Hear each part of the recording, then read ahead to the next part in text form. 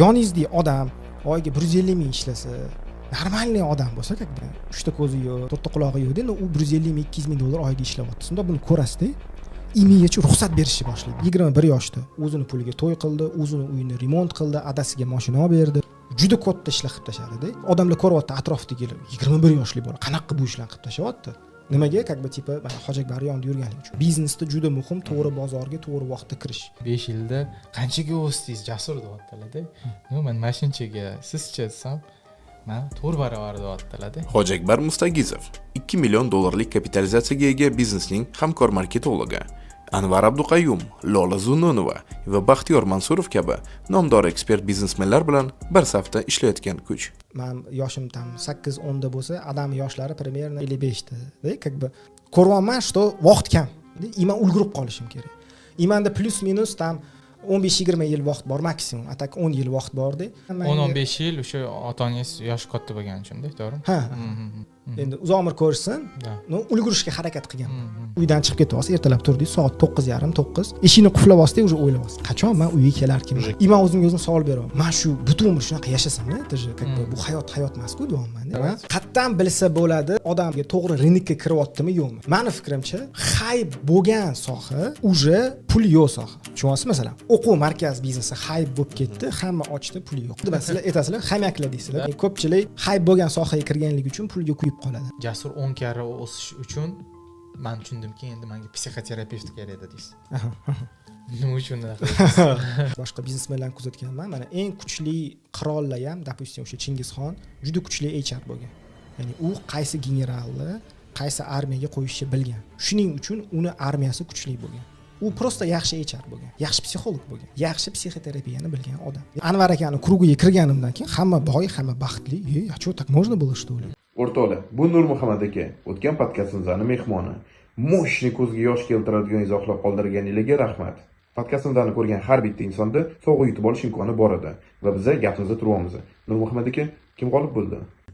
Birinchi o'ringa birgalikda investitsion portfel tuzamiz deganman. 1 million so'mlik O'zbekiston fond bozori bo'yicha. Ikkinchi o'ringa trading bo'yicha kursimizni beramiz. Onlayn formatda o'qishingiz mumkin bo'ladi va uchinchi o'ringa o'zim yozgan kitobimni investitsiya va tradingda million daromad deb nomlangan kitobni sovg'amiz, yetkazib beramiz, xudo xohlasa. Bugungi mehmonimiz tadbirkor. Tadbirkor sifatida o'z faoliyatlarini boshlaganlar, ingliz tili markazi, keyin bog'cha, oxiri hammasini yopib, hozirda yirik biznesda hamkor marketolog. Qolaversa, Anvar Abduqayyum, Dinara Matqurbanova, Lola Zunnunova va boshqa katta yirik ekspertlarni prodyuseri.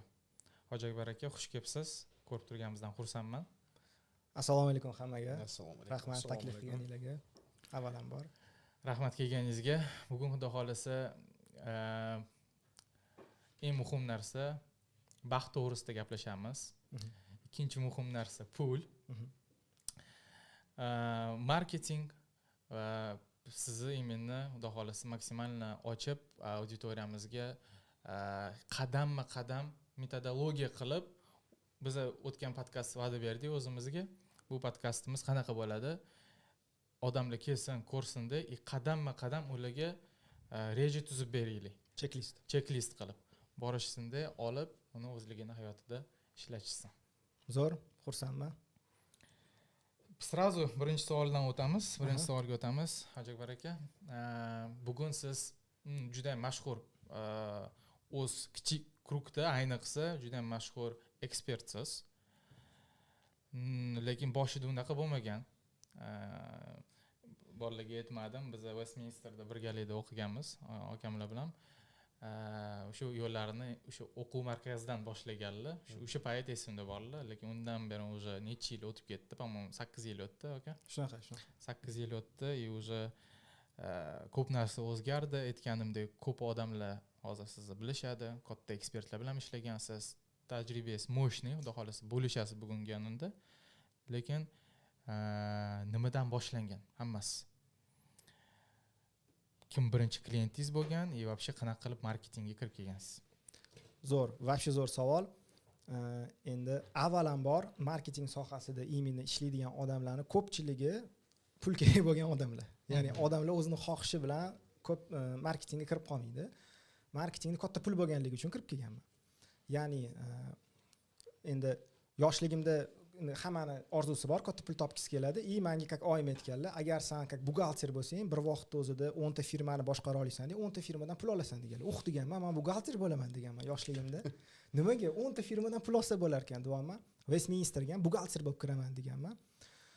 Ko'ryapman, to что biznes, marketing degan narsalar bor ekan. Westda уже o'qiyapman, ko'ryapman, keyin internetda har kuni o'tirardim.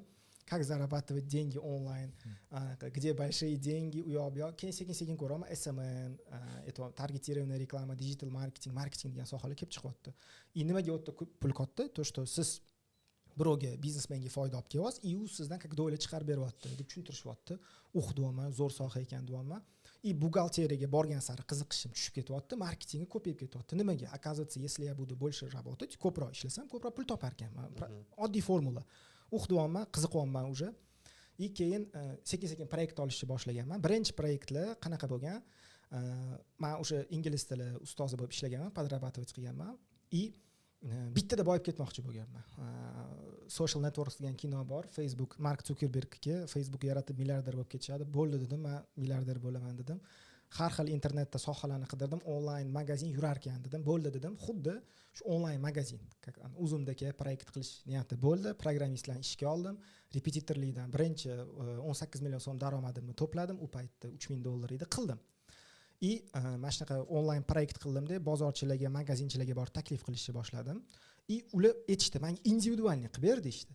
Men o'sha anaqaga kirmayman, proyekting kerak emas, короче, onlayn sotmayman. Meni lichni o'zimga qilib ber deyishni boshlashdi. Okey dedim. Keyin как бы pul tushib tursin deb bitta-ikkita o'sha yerda butiklarni olishni boshladik. Endi uni qanaqadir proyekt sifatida qaramadim. Shu birinchi asosiy proyektim Mebel House bo'lgan. Birinchi borganimda mebellarni ko'rsatishgan. O'sha mashhur Mebel House. Da, haligacha 7 yildan beri birga ishlaymiz. Birinchi boryapman, mebellarni ko'rsatishyapti ham. O'sha payt 22 million, 17 million, 13 million ko'rsatishyapti. Men aytibman, kimdir shuncha pulga mebel oladimi deyapman-da, как бы o'zingiz ishonmayapsiz. O'zim ishonmayapman mebel sota olishimga. Keyin уже reklama qilib, sotuv yaxshi ketgan. O'shandan keyin уже tushunganman, что bo'ldi, mana qilsa bo'lar ekan deb turib, уже полностью buxgalteriyada ishlab ko'rganman, logistikada ishlab ko'rganman, video montajyor ishlab ko'rganman, programmirованиеga o'qib ko'rganman, 6 oy hamisha qilib ko'rganman. Oxiri baribir marketingga qaytib Mebel House'ga kelganingizdan oldin mana shu ishlarni qilib ko'rgansiz. Buxgalteriya ham qilgansiz, boshqani ham qilgansiz. Keyin haqiqatan ham pul ko'rganingizdan keyin, pul ishlaganingizdan keyin o'sha boshingizdagi qanaqadir zatikli ketgan, real pul qilsa bo'lar ekan SMMdan degan narsa kelgan. Xuddi shunaqa, men ishimdan maza qilardim.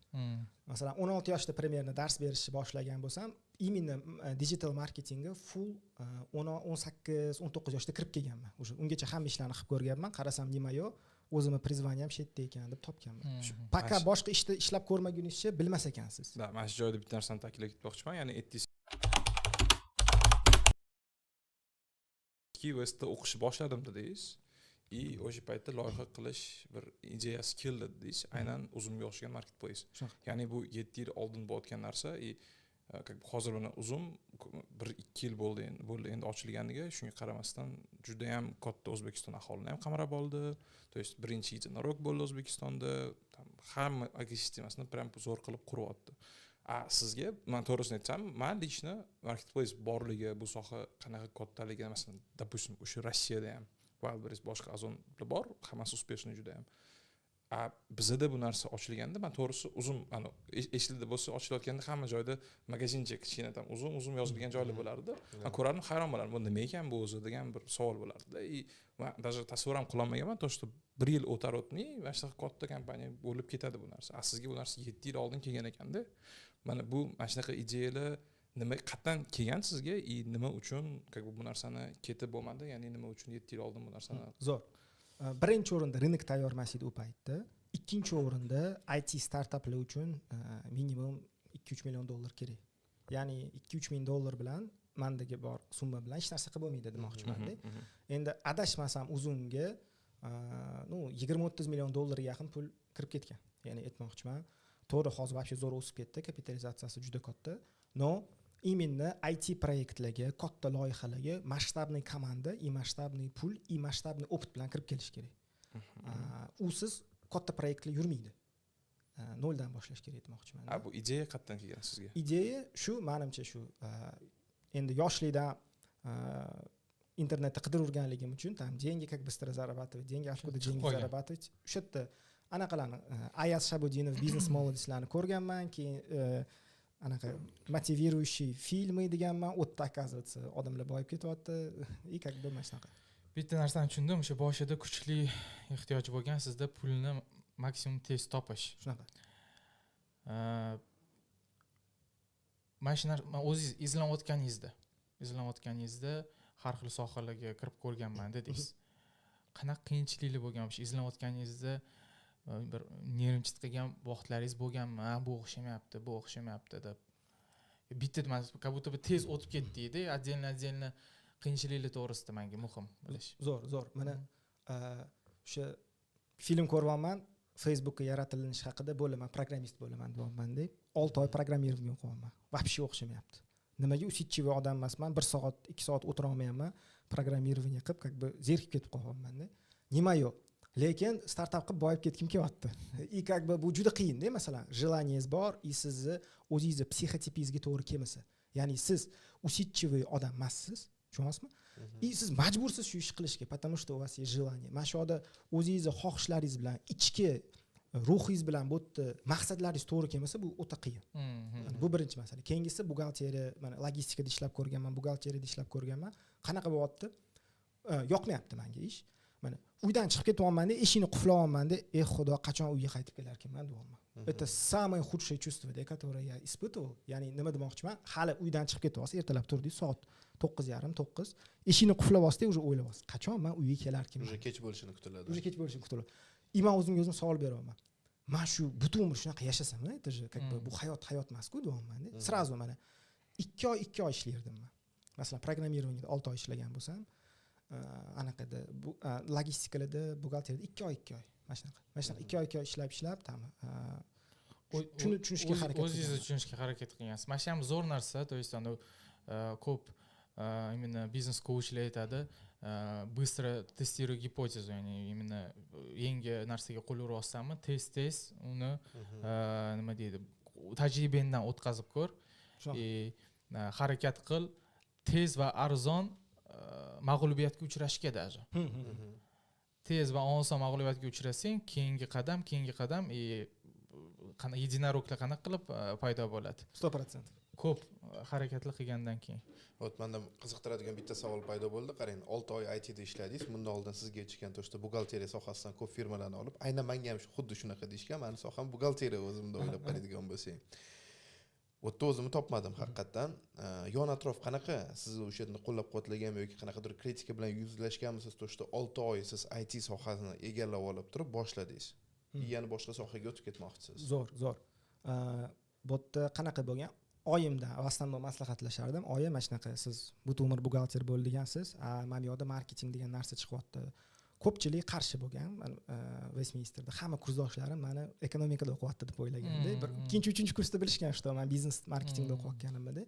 Ya'ni nimaga biznes marketing o'rganadigan narsa emas, oddiy narsa, pul bo'lsa qilib ketaveradi deb hamma atrofdagilar menga aytgan, lekin oyim aytganlar-da, qaysi biri oson ekan deganlar. Marketing biznes ham o'zing qiynama, bu bir deganlar. 2 deganlar anaqa. Nima qilmoqchisan kelajakda deyapti. Mana shunaqa biznesga qiziqaman. Okey, mayli. Как бы ko'zing yetyaptimi? Ko'zim yetyapti. O'zing yoqyaptimi? Bo'l, bos deyishgan. Именно mana shu oyim gaplari, agar masalan oyim o'shanda davleniya qilib, "Yo'q, o'g'lim, anaqa biz как бы shuncha o'qib kirding, boshqa lutcha ozgina o'qi" deganlarda men точно ekonomikaga kirib ketardim-da. Bo'lmasa 20 yillik buxgalter aytganingizdek oyingizlar. Yo'q, oyim buxgalter bo'lib ishlamaganlar. Просто yoshligimdan aytganlar mana shunaqa. Atrofdagilarni ko'rib, mana shunaqa. Stereotipda buxgalter постоянно ishi bor, qiynalib qolmaydi. Ano bitta kritikada, yana asosan daraxt bitta joyda ko'karadi deyshadi hamisha. To'g'ri, bir tomonda bu narsa ham fakt bor, lekin odam o'zini внутренний remeslosini topish kerak degan fikrdasiz. O't qayerdan bilgansiz? To что bo'ldi. Meniki emas, oxirgi nuqtangiz qanaqa bo'lgan? Именно IT sohasidan chiqib ketish uchun, prям pika. IT sohasidan chiqib ketish, OLX основатели bor. OLX основатели bor, ismlari esimdan chiqib qoldi. Xullas men ularga yozganman. shu yozganman mana shunaqa sizdan vdохновиться qilib menga именно OLX vdохновление bo'lganda, chunki o'sha paytda ular sotib yuborganlar OLX katta summaga-da. Undan oldin Torkdan OLX sotib yuborganlar. Men o'shandan konsepsiya olganman-da, как бы bizneslar uchun. Не fizlico, a bizneslar o'zini tovarlarini qo'yadi, bu onlayn magazin bo'ladi deganman. Borganman. Prezentatsiyalar qilib borganman. Mana shunaqa endi ko'zim yonib gapirib beryapman. Mana shunaqa qilaman, anaqa qilaman, eshitib o'tirganlar-da. Kafega taklif qilganlar, eshitib o'tirganlar, keyin aytganlar, anaqa deganlar. Hoji Akbar deganlar, pulsiz yurmaydi bu narsa deb tushuntirganlar. Как бы boshqa mana proyektlarni aytganlar, yurmagan, uchinginadi, o'zing marketinging yaxshi, o'sha bitta qilib beryapsan, o'shani davom ettiraver. Bu sal yurmaydigan soha. Yuradi, katta pul kerak deb tushuntirganlar-da. Chiroyli qilib tushuntirganlar. O'sha kuni anaqa bir ya umir и воскрес. Как бы shuncha vaqtim, pulim, repetitorlik qilib yiqqan pulimda, yana 2 yil yig'ib, bundan 200 ming, bundan 300 ming olib 18 million yiqqanman, o'shani tikib olganman-da proyektga. Programmer veb-saytga. Veb-saytim tayyor bo'lgan, ishga tushgan, keyin bozorlarni aylanib chiqqanmiz. Undan oldin aylanib chiqqanmiz. Do'konlarga bitta kirib, davaychi biz sizlarni registratsiya qilamiz, mana shunaqa loyiha qilamiz deb 2 ta og'aynim olganman. 3 ta odam 4 tami 5 ta bozori bitta do'konga kirib flyer tashab registratsiya qilamiz deb chiqqanmiz. Bir 1000 tacha 2000 tacha odam bilan gaplashganmiz. 50 ta odam rozi bo'lgan. Как бы слишком kam odam rozi bo'lyapti. Nechinchi yil bo'lyapti bu narsa? Bu 2018 da bo'lyapti. Mana eng katta xatoyim mana marketingda tushunib yetganim, bu rынок analiz qilmaganim. Nimaga rынок analiz qilmaganim? Men bozorchiga borib, "Davay tovarlaringizni qo'ying" desam, deydi, "Men qo'rqaman" deydi. Chunki men 100 ta tovar olib kiryapman, lekin deklaratsiyada 10 ta tovar yozilgan deyapti. Agar men hozir platformaga kiyimlarimni qo'yadigan bo'lsam, anaqa deyapti, to'g'ri kelmaydi deyapti. Как бы men bozorchilar bilan gaplashmasdan turib, bozorchilar uchun onlayn magazin qilyapman-da. Как бы рынокka analiz qilmasdan, talabni bilmasdan turibdi. И уже o'sha yerda anaqa bozorchilar bilan gaplashyapman. Bu yerda anaqa уже 18 million 3000 tikib qo'ydim, bor pulim. Endi u payt men uchun endi prямо колоссальный деньги edi endi u paytda. Chunki bor pulim shu edi.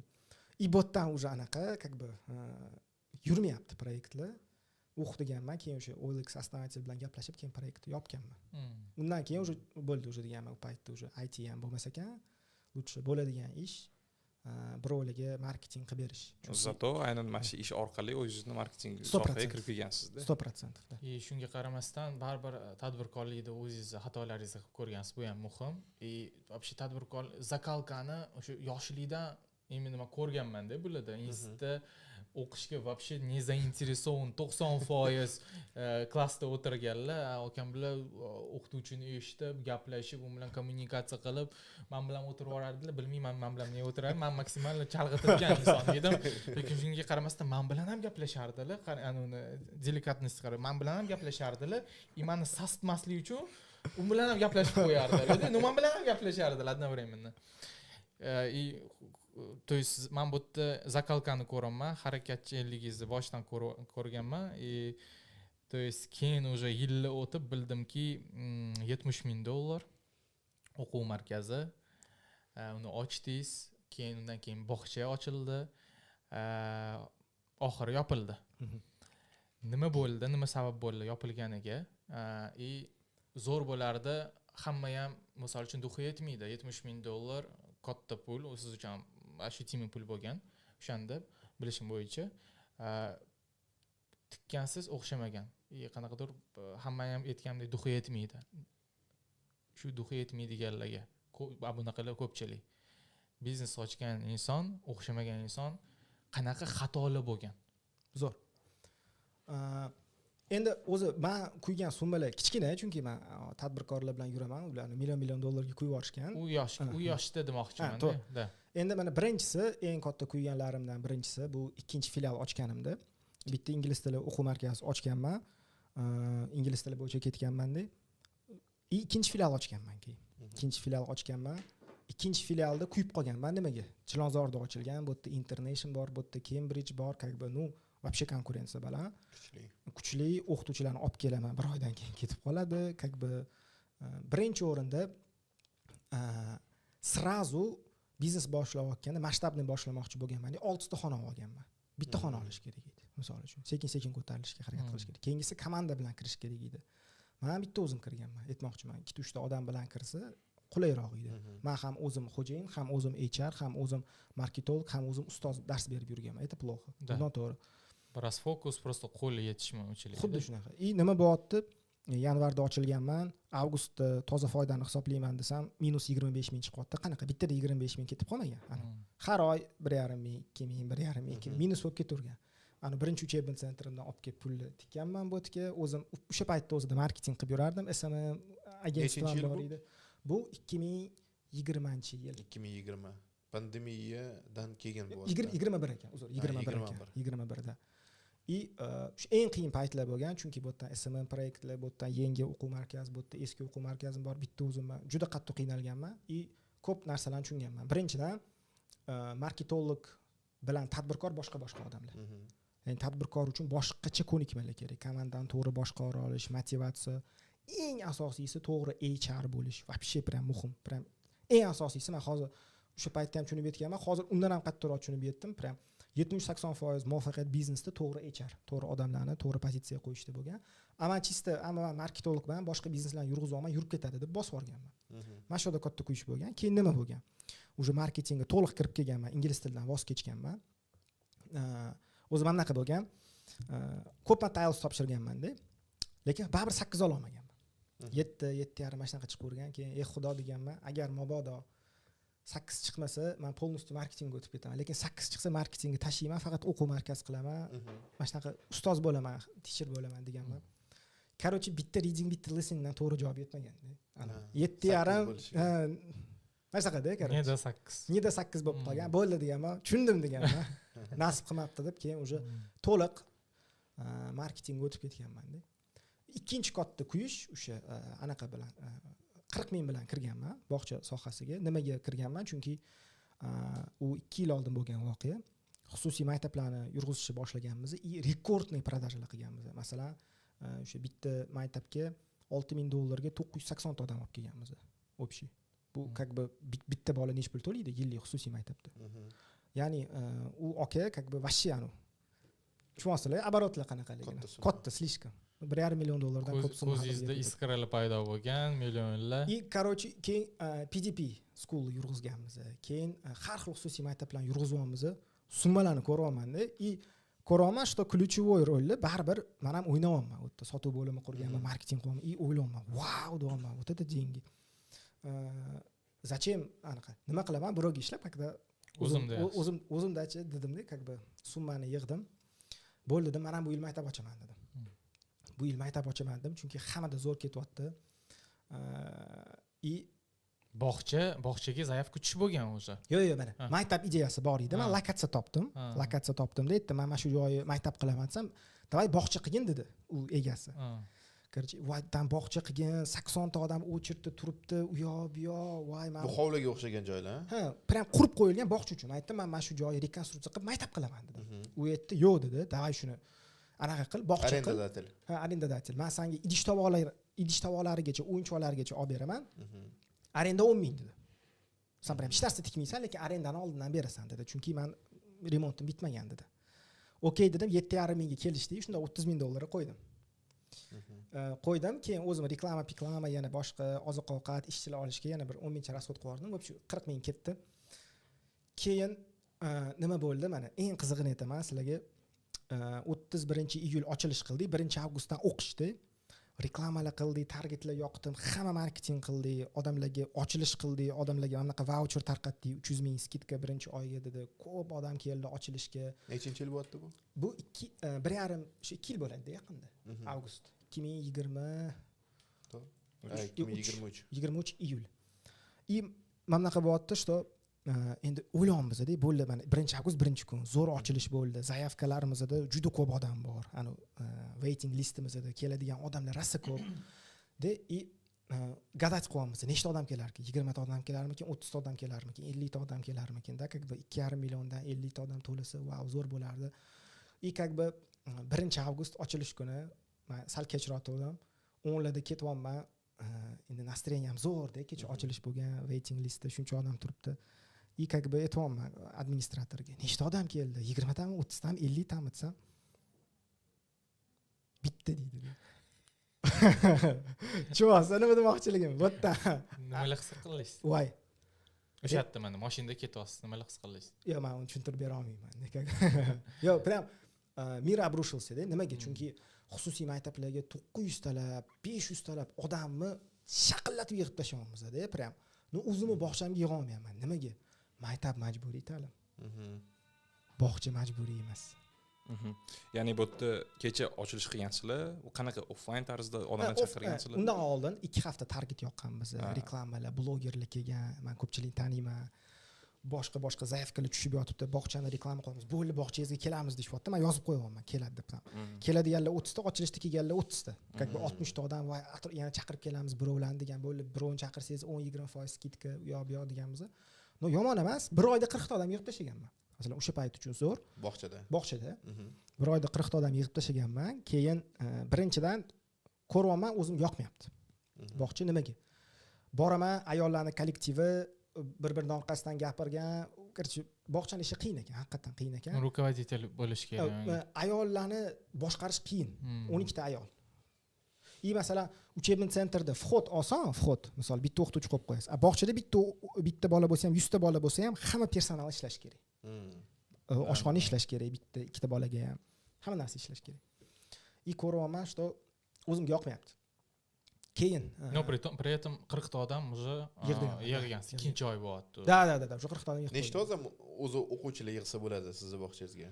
150 tagacha sig'ardi. 150, demak 3 dan biri. Где-то bir 80 tasi безубыточности, точка безубыточности 80 tadan keyin boshlanardi-da. Ko'raman, что qilsa bo'ladi. No, birinchidan uzoq deydi. Uyimdan 45 minutlik yo'l, Ibn Sino tarafda edi. Mana birinchi minus, ikkinchi minus komandam yo'q, uchinchi minus ayollar bilan ishlagim kelmayapti. Chunki endi baribir bog'chada ishlaydiganlar yosh bolalar bilan anaqa-ku, ama butun umr SMA marketing qilib yurganman. Men intellektuallar bilan ishlaganman-da, bu yerda детский сад. Уровень. Men ular tushunmayman, ular meni tushunmayapti-da, как бы, ko'ryapman, boshqarish qiyin, kimnidir qo'yish kerak. Как бы o'sha paytda zo'r meni omadim kelib qolgan. Shu bog'chani ochgan odam endi yaxshi gumon qilamiz. Kelib turib, ayollari, "Yo, sen cho'ta yurg'iza olmayapsan, u yoq bu yoq, tipa bog'chani olib qo'yaman" degan gap qilganlar. Sizga. Ha. Keyin deganman, 5 oylik arendadan to'lab qo'yaman, qayerga olib qo'yasiz deganman. Sal urush bo'lgan, to'polon bo'lgan. Keyin u paytda asosiy xo'jayin Umra dedilar, keldilar, gaplashdik. Keyin bo'ldi, yurg'izur, meni ayol motori gapirib qo'ydi deganlar. Men bo'ldi, sizlarga ishonmayman, pulim beringlar deganman.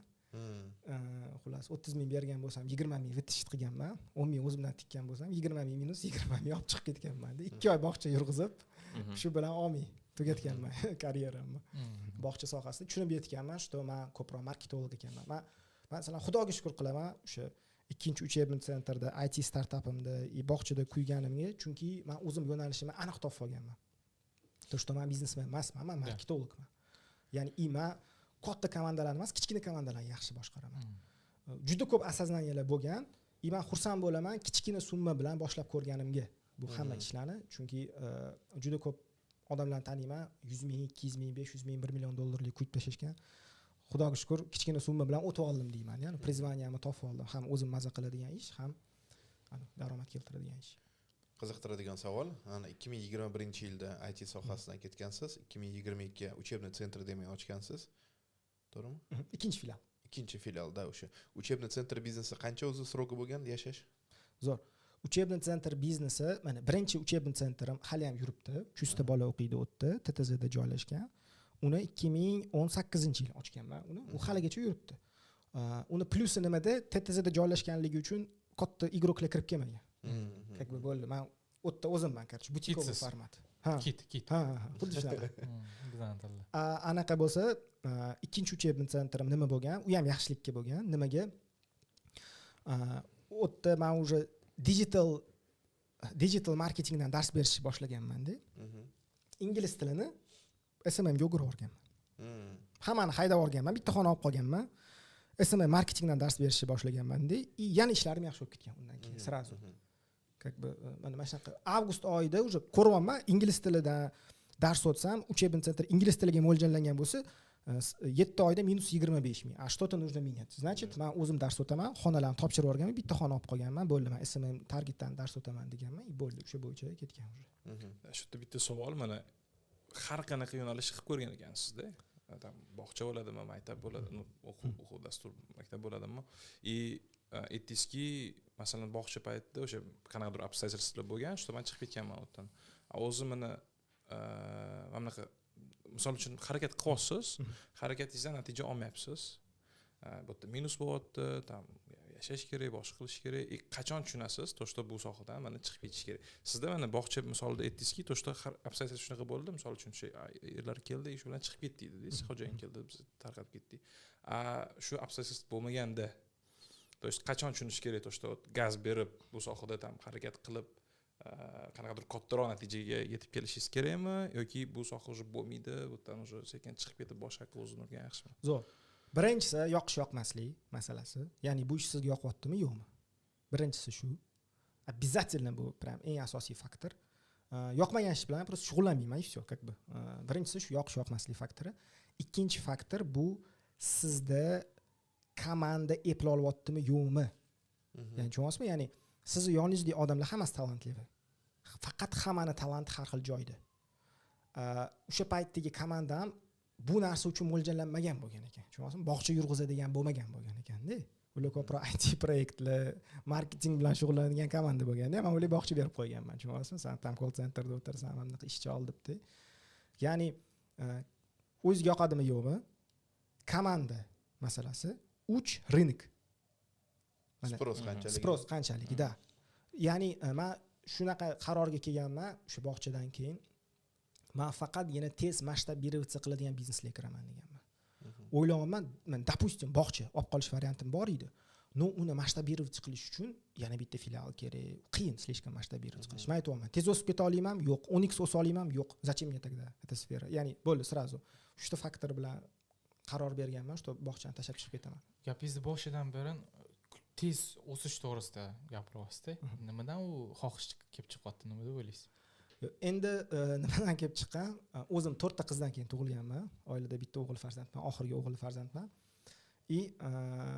Как бы nima bo'lgan? Birinchi shok yoshligimda bo'lgan bir buvim o'tib qolganlar. Men u paytda 7 yoshmidim, 8 yoshmidim, где-то 69 yoshda o'tib qolganlar buvim. Buvim o'tib qolganlar, yosh o'tganlarda, как бы men yoshim tam 8-10 da bo'lsa, adam yoshlari примерно 54-55 da, как бы ko'ryapman, что vaqt kam. Как бы biologический insonning umri kichkina bo'lar ekanda. Men ulgurib qolishim kerak. Menda plus-minus tam 15-20 yil vaqt bor maksimum, atak 10 yil vaqt bor-da. Tushunmayman, что срочно tez ko'tarilish kerak, потому что как бы, anaqa. O'zimga yarasha orzu-umidlarim bor va hokazo. Biz как anaqa uydagilar nadejdasi katta bo'lgan men. 15 yil o'sha ota-onangiz yosh katta bo'lgani uchun-da, to'g'rimi? Ha. Endi uzoq umr ko'rsin, ulgurishga harakat qilganman. Как бы matematik hisoblab vaqt kamligini bilib qo'yganman. Hozir уже mana Xudoga shukr, uydagilaringizga uy, adangizga mashina, boshqa sovg'alar. Siz bilan o'sha kuni kafeda ko'rishganimizda aniq qildingiz, siz bilan xulosa qildik. 5 yil mana tanishmiz. 5 yilda qanchaga o'sdingiz, jasur deyaptilar-da. Men mashinchaga, sizcha desam, men 4 barobar deyaptilar-da. 4 barobar 5 yilda, bu ham yaxshigina natija. Qaysi tomonlama o'sdingiz? Mana zo'r savol. Agar biz 2020 hozir 2-yillarga qaytadigan bo'lsak, именно SMM dan, digital marketingdan dars berib, proyektlarni olib, angliyskidan voz kechganimdan keyin ishim tez yurishni boshlagan, chunki fokus ushlaganman. Masalan, oldin angliyskini ham qo'yib yubormas edim, agentstvani ham qo'yib yubormas edim-da, bo'ldi, angliyskini qo'yib yuborganman полностью. Ikkinchi filialni yopib, birinchisini ukamga полностью topshirganman. Полностью fokus marketingga ketgandan keyin ham dars beraman marketingdan, ham SMM targetdan, ham proyektlar olyapman. Tez o'sib ketdim. 2-3 oyda уже qo'limga pul ushashni boshladi. На минуточку, то есть katta tadbirkorlar, Anvar Abduqayum, hozir mana Bahrom aka Lux Matras, то есть ну 1 millionlik kapitalizatsiyadan точно oshib biznesda hozir hamkor marketologsiz. Boshida aytmadim, hozir aytib ketaman. Da. Endi o'sha paytda уже yaxshi pul topganman. Aytaylik, yaxshi pul topganman, hammasi zo'r ketyapti. No 24 ga yetdi ishlayapman-da. Masalan, o'sha payt 80 talab bola SMM targetdan o'qitardim. Tasavvur qiling, 80 ta bola bu degani 2 soatdan bitta dars bo'lsa, kuniga 4 ta 3 ta gruppam bo'lardi, plus yana SMM agentstvom bor. Anaqa bo'sh paytimda proyektlar bilan shug'ullanardim, targetini yoqib olardim, SMMni postlarini anaqa dizaynerga yetardim, komandani yurg'izardim. Mana hozir gap o'sishda ham emas. Masalan, 2022 bilan 25 solishtiradigan bo'lsak, gap o'sishda emas deb o'ylayman. Gap anaqada, halovatda deb o'ylayman. Oldin kuchli o'sish deyotdingiz boshida. Mundoq qarasangiz, yillar o'tib tushundingizki, kuchli o'sish sizga kerak emas. Sizga mundoq qarasangiz, stabilniy, yaxshi oylik yoki yaxshi ulush yetadi, halovat bo'lishi. Qarang, qanaqa o'zingizni kashf qilganingizni qarang. Qadriyatlar o'zgarib ketib qolgan, chunki nimaga? 2022-yil yotib qolib ishlardim. Tasavvur qiling, men ofisda yotib qolardim. Uylanganman, yotib qolardim. Ishxonada shtobi vaqt ketkazmaslik uchun-da. Уже ko'ryapman, anaqa energetik ichib yurardim, yuragim tez urib ketyapti, davleniya bo'lib qolganman. Da ladna deyapman, yosh bola narsa. Yana bir marta X2 qilib yuboraylik, bizning montajyorimizga shu gaplarni. Energetik. Yo'q, aytmoqchiman, bu уже ko'ryapman, то что это не жизнь. Это не жизнь. Stop deyapman, men bunaqa yashamas ekanman deyapman. Stop. Как бы zo'r topib turgan joyimdan pul 8 ta gruppam bo'lardi. 2 ta bitta gruppa qoldiryapman-da. Anvar Abduqayim endi chiquvdilar. Ularga shogird marketolog bo'lib ishga kiryapman. Men aytayman, Westni bitirganman, marketologman, SMM digital qilaman. Endi menga katta proyektlar kerak. Davay, men komandangizga oling deyapman. Yozgansiz direktorlarga. Direktorlarga yozganman. O'ttiga уже networkingga ko'ryapman.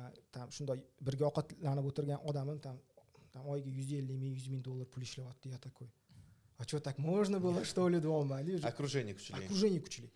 2022ni masalan o'sha SMM digitaldan dars berishni boshlaganimdan keyin finanslar вообще резко o'sib ketgan. Undan keyin sekin tushib ketgan. Chunki men bu sohadan ketib уже marketingga o'tdim-ku. Уже как бы bitta-ikkita gruppaga dars beryapman, чтобы То есть ishingiz bu yerda уже kamayapti. За счет того, что prodyuserlik, marketing, katta ekspertlar bilan qilyapmiz. Xuddi shunaqa. Bo'ldi, o'tgan savolga javob berdingiz. Tushundingizki, misol uchun hamma ham значит o'sha 10 karra o'sishi mana hozir ko'zlayotgan insonlar значит vaqt o'tib o'zingizni boshqacha kashf qilishingiz mumkin. Sizga balki bu narsa kerak emasdir. Qadriyatlar o'zgarishi mumkin ekanda. Savolni o'ylab turguncha mayli, unga savol beraman. Tak, 2022-yil dedingiz, o'sha dars berilish boshlanadi, imенно digital marketing bo'yicha. Necha yosh bo'lgansiz o'shanda? Tak, 99-yil bo'lsam, 23 yoshingizda. То есть o'sha energetik ichib kechasi yotib qolgan paytlaringiz 23 yoshda. Marketing boshlagansiz. Yo'q, dars berishni boshlaganman. O'zi marketingga, SMM targetlarni men o'sha payt Westminsterga kirib boshlaganman, 18 yoshda. Opit yig'ilib ketgan, как бы hamma so'rayvergan. Bo'ldi, значит, monetizatsiya qilsam bo'lar ekan, angliyskini yig'ishtiraman deb shundan dars berishni boshlaganimdan keyin pulim o'sib ketgan. Nimaga? Потому что to'g'ri rynok tanlaganman. Biznesda juda muhim to'g'ri bozorga to'g'ri vaqtda kirish. Masalan, o'sha paytda hech kim dars bermas edi. Berardi, marketing bo'yicha.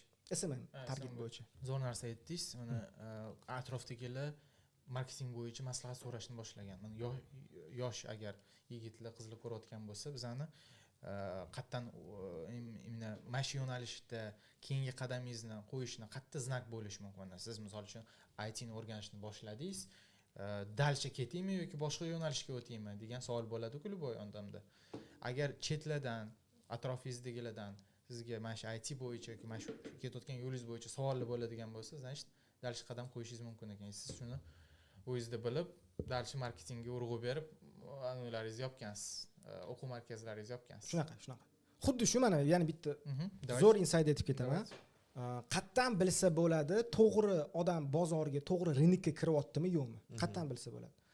Meni fikrimcha, hype bo'lgan soha уже pul yo'q soha. Tushunyapsiz, masalan, o'quv markaz biznesi hype bo'lib ketdi, hamma ochdi, pul yo'q. Mana 2021-yil 30 bitta atrofida xususiy maktab bor edi. Hozir 2024-yilda 2 tadan oshib ketdi. Nimaga? Hype bo'lib ketdi xususiy maktab ochish. Bozorda o'zingiz agar ulushingizni olmasangiz, kattalashmasdan kichkina olib ketaversangiz bo'ldi. Kit bo'lmasa, xuddi investitsiyalarga o'xshab, startap investitsiya bir xil narsa. Siz yangi proyektga sarmoya kiritayotganingizda u yoki uchadi yoki o'sha darajada qolib ketadi. Xuddi sizlar aytasizlar, hamyaklar deysizlar-ku. Hype bo'lib, o'sha tushayotgan sohaga hamma kiradi-yu, biznesda ham xuddi shunaqa. Ya'ni ko'pchilik hype bo'lgan sohaga kirganligi uchun pulga kuyib qoladi.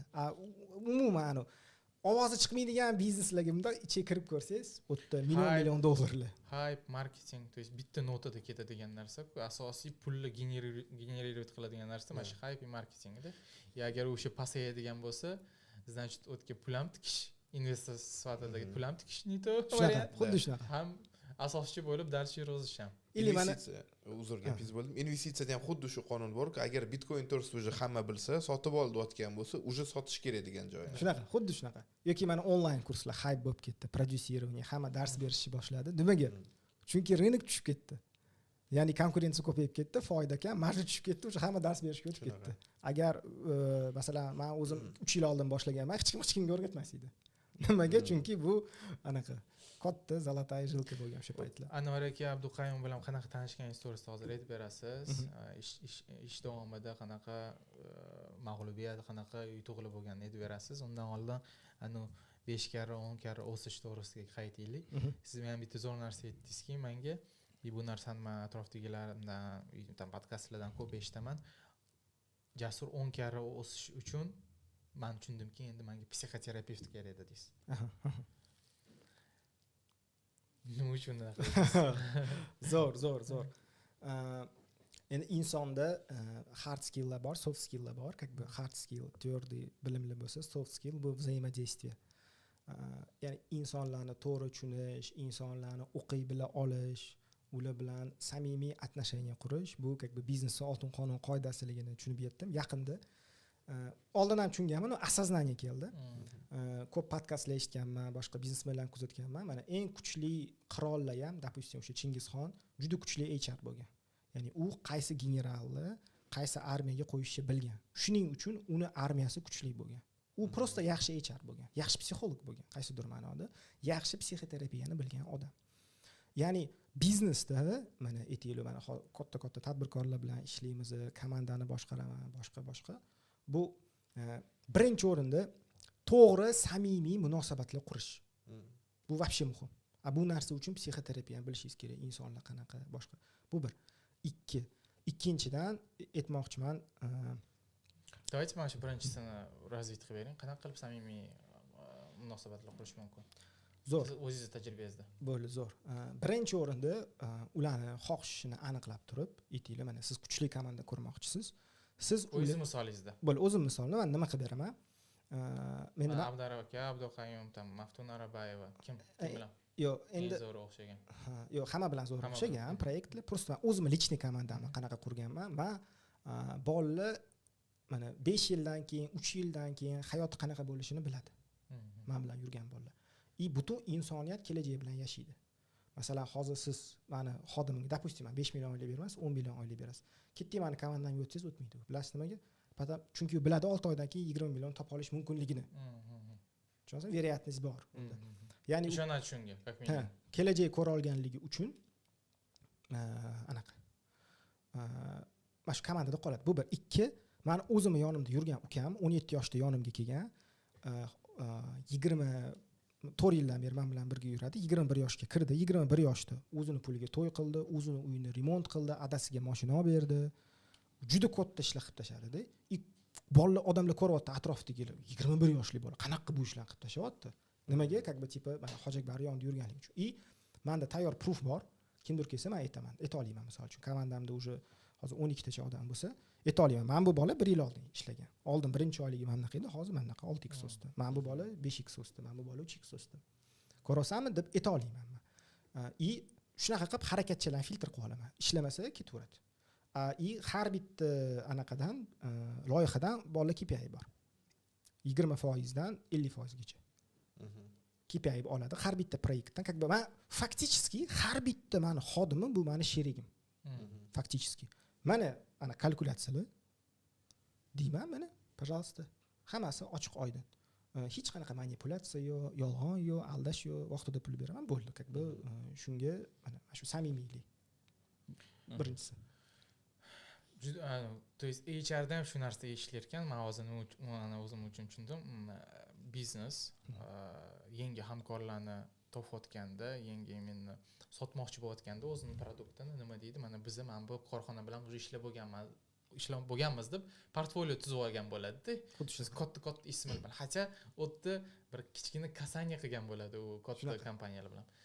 Sizda ham komandangiz ichida уже bitta ikkita, hacha ikkita case qilib olgansiz уже. Kuchli to, что реально men bilan ishlagan odam pul qilgan degan case qilib olgansiz. Keyingi xodimlarga uni bemalol ochiq vijdon bilan uni qila olasiz.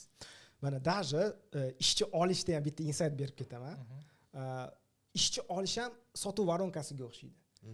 Siz masalan aytaylik, sizga marketolog kerak, siz aytasiz, menga 15 yil tajribaga ega marketolog kerak, mana bunaqa ishlar qilgan, mana bunaqa loyihalar qilgan, oyligi 30 million yoki 50 million deb yozib qo'yasiz. Hamma qoldirishni boshlaydi. Bu kandidatga to'g'ri keladiganlar ham qoldiradi, to'g'ri kelmaydiganlar ham qoldiradi. Yaxshisini topasiz. Sen tajriba necha yil? 3 yil. Menga 15 yillik kerak-ku. Men уже senga 30-50 million bera olmayman. Tushunyapsizmi? Siz zaявкаlarni ko'paytirdingiz. Sizda уже ikkita variant emas, sizda 100 ta variant. Tanlash osonroq, filtr qilish osonroq umumiy rynokdan ko'proq variant tanlab olganligingiz uchun yaxshiroq kandidat topasiz katta ehtimollik bilan. Shunga buni ham как lead sifatida, sotuv varonkasi sifatida kuchli offer berib, ko'proq odam to'plashga harakat qilishingiz kerak. HR ga ham продажаga qarash kerak. Zo'r. Komandani qanchalik yiriklashtirib borasiz? O'zingiz qanchalik o'sasiz komanda bilan? Qanaqa qilib, misol uchun mana shunaqa sizga hozir podkastni ko'rib qiziqqan qaysidir marketologlar bo'lishi mumkin, qanaqa qilib sizning komandangizga qo'shilishi mumkin? Zo'r, qarang. Men qanaqa qarayman? Hammasi baribir borib, hamma daromadini ko'paytirmoqchi, to'g'rimi? Sof, halol daromadini ko'paytirmoqchi. Siz o'rtacha 5 ta odamni srednestatistiskiy pulini topasiz. 5 ta eng ko'p vaqt o'tkazadigan odamingizni pulini topasiz. Men hisoblab chiqdim, endi summa chiqdi. Hisoblab chiqdim. Eng ko'p kim bilan vaqt o'tkazaman? Mana shunaqa shu insonlar bilan hammasini yillik daromadini qo'shib bo'lsam, meni pulim chiqib keldi. Okey dedim. Значит, men dedim, komanda qurib olganda, bundan buyog'iga komandani 2 ta odam bilan gaplashaman dedim. Qolganlarni ularni pastiga qo'yaman. Nimaga?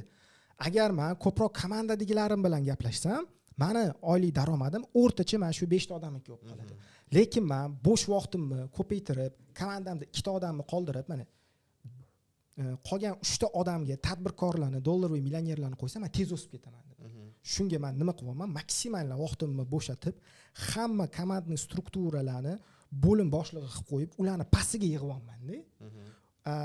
Bo'sh, как бы 5 ta odamni bo'sh qolib ketgan odamlarga millionerlarni qidiryapman, ular bilan klub qilish uchun, gaplash uchun, birga vaqt o'tkazish uchun. Chunki yuqadi. Qidiryapman. Qidiryapman. Ключевой so'z qidiryapman. Qanaqa qidiryapsiz? Zo'r. Qidiryapsizmi? Qidiryapman. Masalan, допустим, Sherzod aka Tursunov yaqinda kurslariga bordim. 2,5-3 ming dollar chek. Masalan, aytaylik, bilim oldimmi? Ha, oldim. Undan ham tashqari marketing aytaylik bo'yicha, boshqalar bo'yicha ham bilim oldim. Основной networkingda boruvdim. Masalan, keyin aytaylik, Kazminskiy universitet bor, Timmi. Nechta odam bo'ldi o'tda? Networkingni bordim deyapsiz. Maqsadiga yetdingizmi? Qanaqa nima bo'ldi? Men o'ylaganchalik emas ekan, как бы men endi o'yladim, sredniy 40-50 ming dollardan ko'proq pul topadigan odamlar bo'ladi desam, unaqalar ham bor. Bundan kam topadiganlar ham bor ekan. Endi o'sha как бы 70 ga o'tdi desa bo'ladi. 70 topdim, 30 topa olmadim. Juda ham полезный знакомствоlar ko'p bo'ldi. Endi hozir o'sha Tim universitetini MBA ga harakat qilyapman, Kazminskiyga. Nimaga? Chunki o'tda как бы networking qidirib. Ya'ni bilim ham kerak, to'g'ri. Endi o'tda вообще серьезно odamlar o'qiyapti. Qanaqa imkoniyat? O'zingizni marketing bo'yicha xizmatingizni taklif qilasiz, to'g'rimi? Nafaqat. Mana birinchi o'rindachi mana shu psixoterapiya haqida gaplashdik-ku.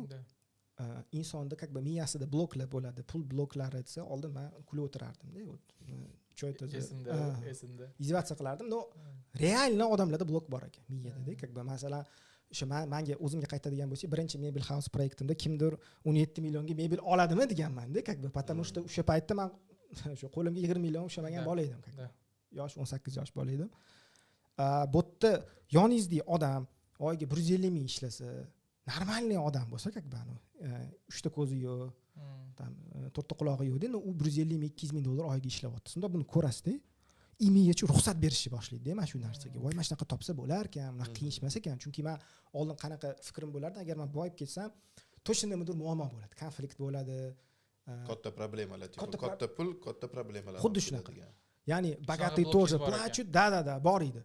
И как бы уже Anvar akani krugiga kirganimdan keyin hamma boy, hamma baxtli. А что, так можно было, что ли? Do уже miya ruxsat beryapti.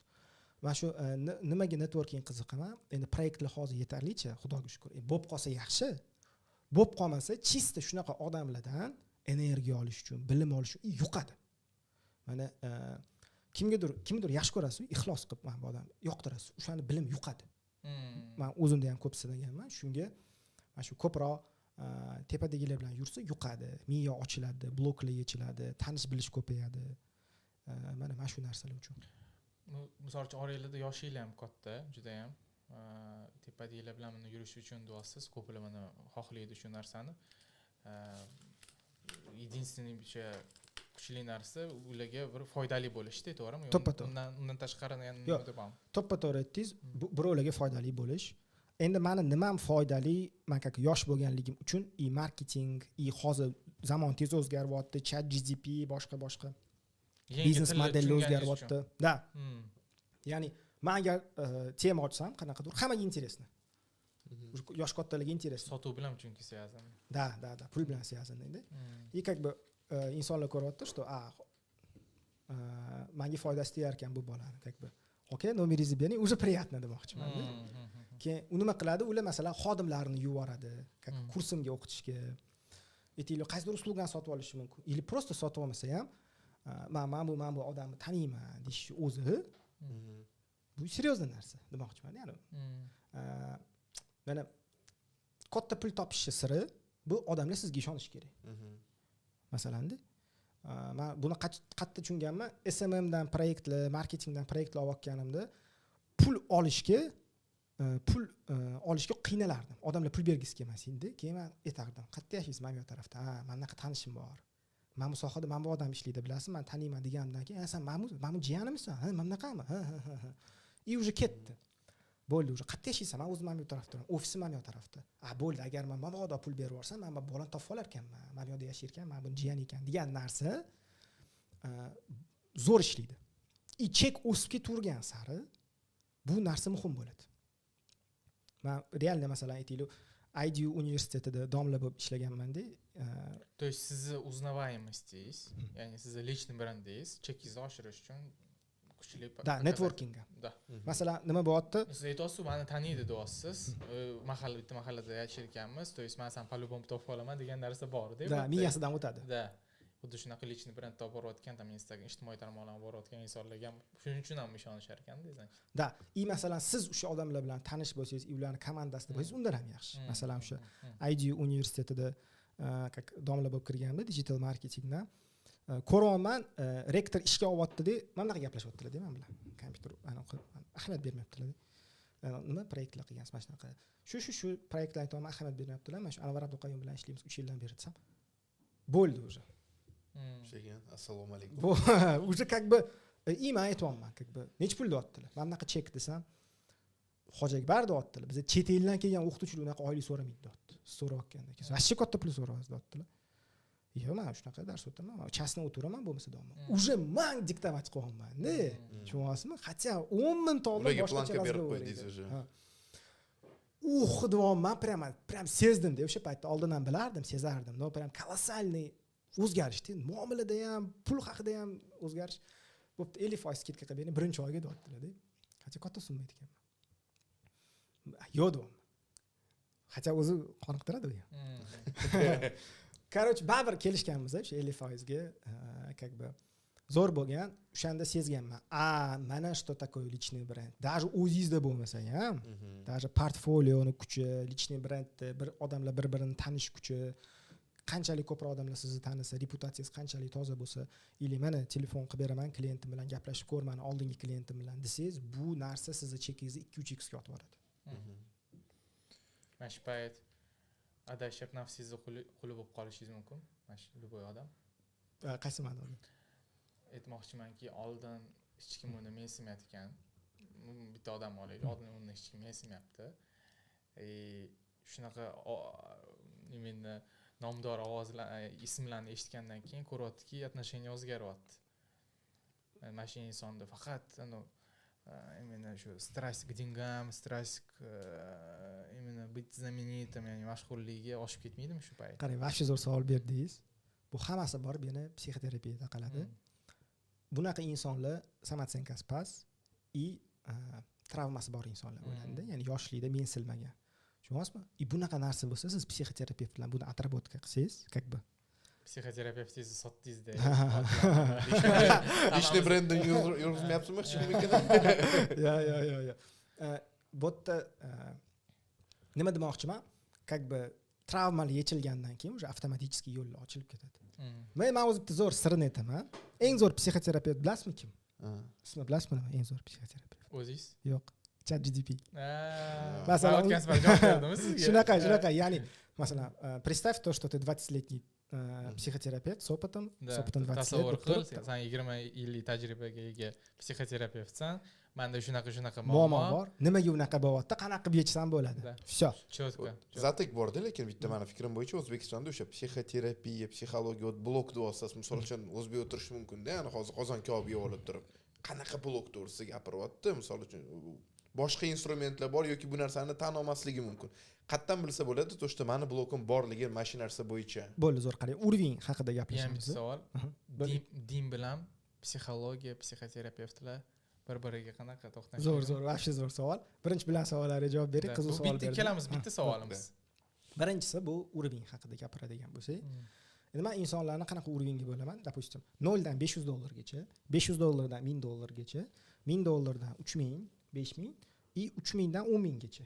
И 10000 plus. Faktiski 10000 plus topadigan odamlar ozgina vaqtdan keyin 50000 10000 topishni boshlaydi. Men hali 50000 100,000 dollar oyiga toza topmaganman, balki bunaqa deyishga haqqim yo'qdir. No, atrofdagilarni ko'raman, почти mishlengi bir xil. Ani 0 topadiganlar mishlengasi bir xil, $500 gacha bo'lgan summani topadiganlar mishlengasi bir xil, $1000 gacha bo'ladiganlar mishlengasi bir xil. Nima demoqchiman? $10000 gacha bunaqa blok kerak emas. Sizda ko'proq nima kerak? $1000 gacha. Sizda aqliy, texnik bilim kuchli bo'lish kerak, hard skill. Masalan, yaxshi dizaynersiz, web programmist, yaxshi marketolog, SMMchi, content maker va hokazo. $10000 da уже siz lidersiz, odamlarni tushunasiz, jamoa boshqarishingiz kerak. 10000 plus уже miyani ustida ishlash kerak. O'sha travmalar, boshqalar haqida ishlash kerak deb taxmin qilaman.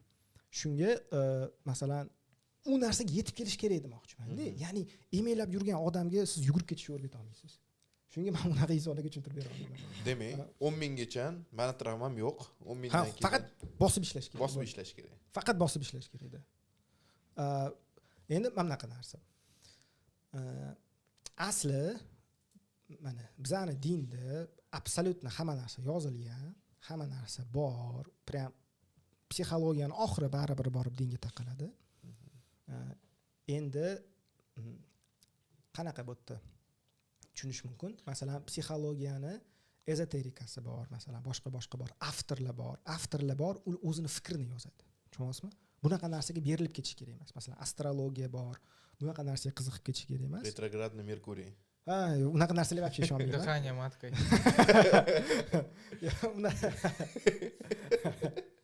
Yo'q, bu narsalarga men qarshiman. Men to'g'risini aytsam, mana siz nima psixologiyani nima deb bilaman? Psixologiyani odam qachon ishlatishi kerak? O'zini tanishni xohlasa. 100%. Bitta narsani eshitganman-da, to что birovdan nimadir yoqmayaptimi? O'sha narsa senda bor, lekin u narsani qabul qilmayapsan o'zingda yoki o'sha narsani o'zing ko'ra olmayapsan. To'g'ri o'zingda. Ana barmoq bilan birovga ko'rsatsang, 4tasi senga ko'rsatadi. 3tasi. O'sha 100% gap, как бы biz o'zimizda bor narsani birovlarda ko'ramiz. Biz birovlarda nimadir ko'ryapmizmi? значит mana shu narsa bor Da, mana shu narsani davolash kerak. Hozir aka mana o'zi insoniy umuman развитие haqida ko'p gapirdingiz.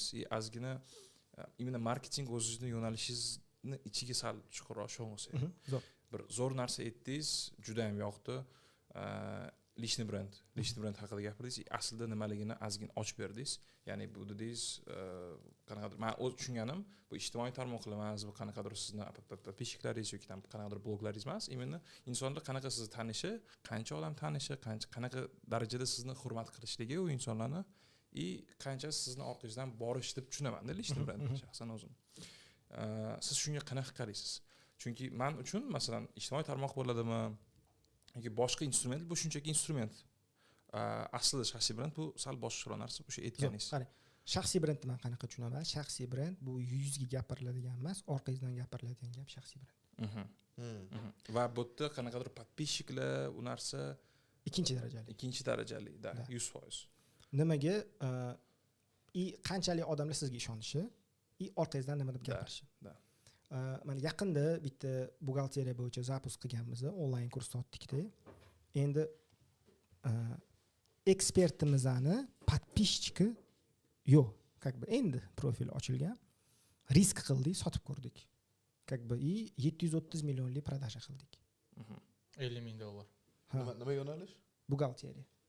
Konkurensiya ko'p. Nima demoqchisiz? Ya'ni nimaga men bu ekspertni oldim? Podpisчики yo'q-ku. Hamma prodyuserlar, ko'pincha prodyuserlar podpisчики bor, aktivi baland profillarni qidirib yurishadi-yu. Nimadan gap boshlandi? O'sha bitta odam aytdi. Voy, mana shu opa zo'r buxgalterlar, chet elda o'qiganlar kelib o'qiydi. Dahshat buxgalterlar deyapti-da.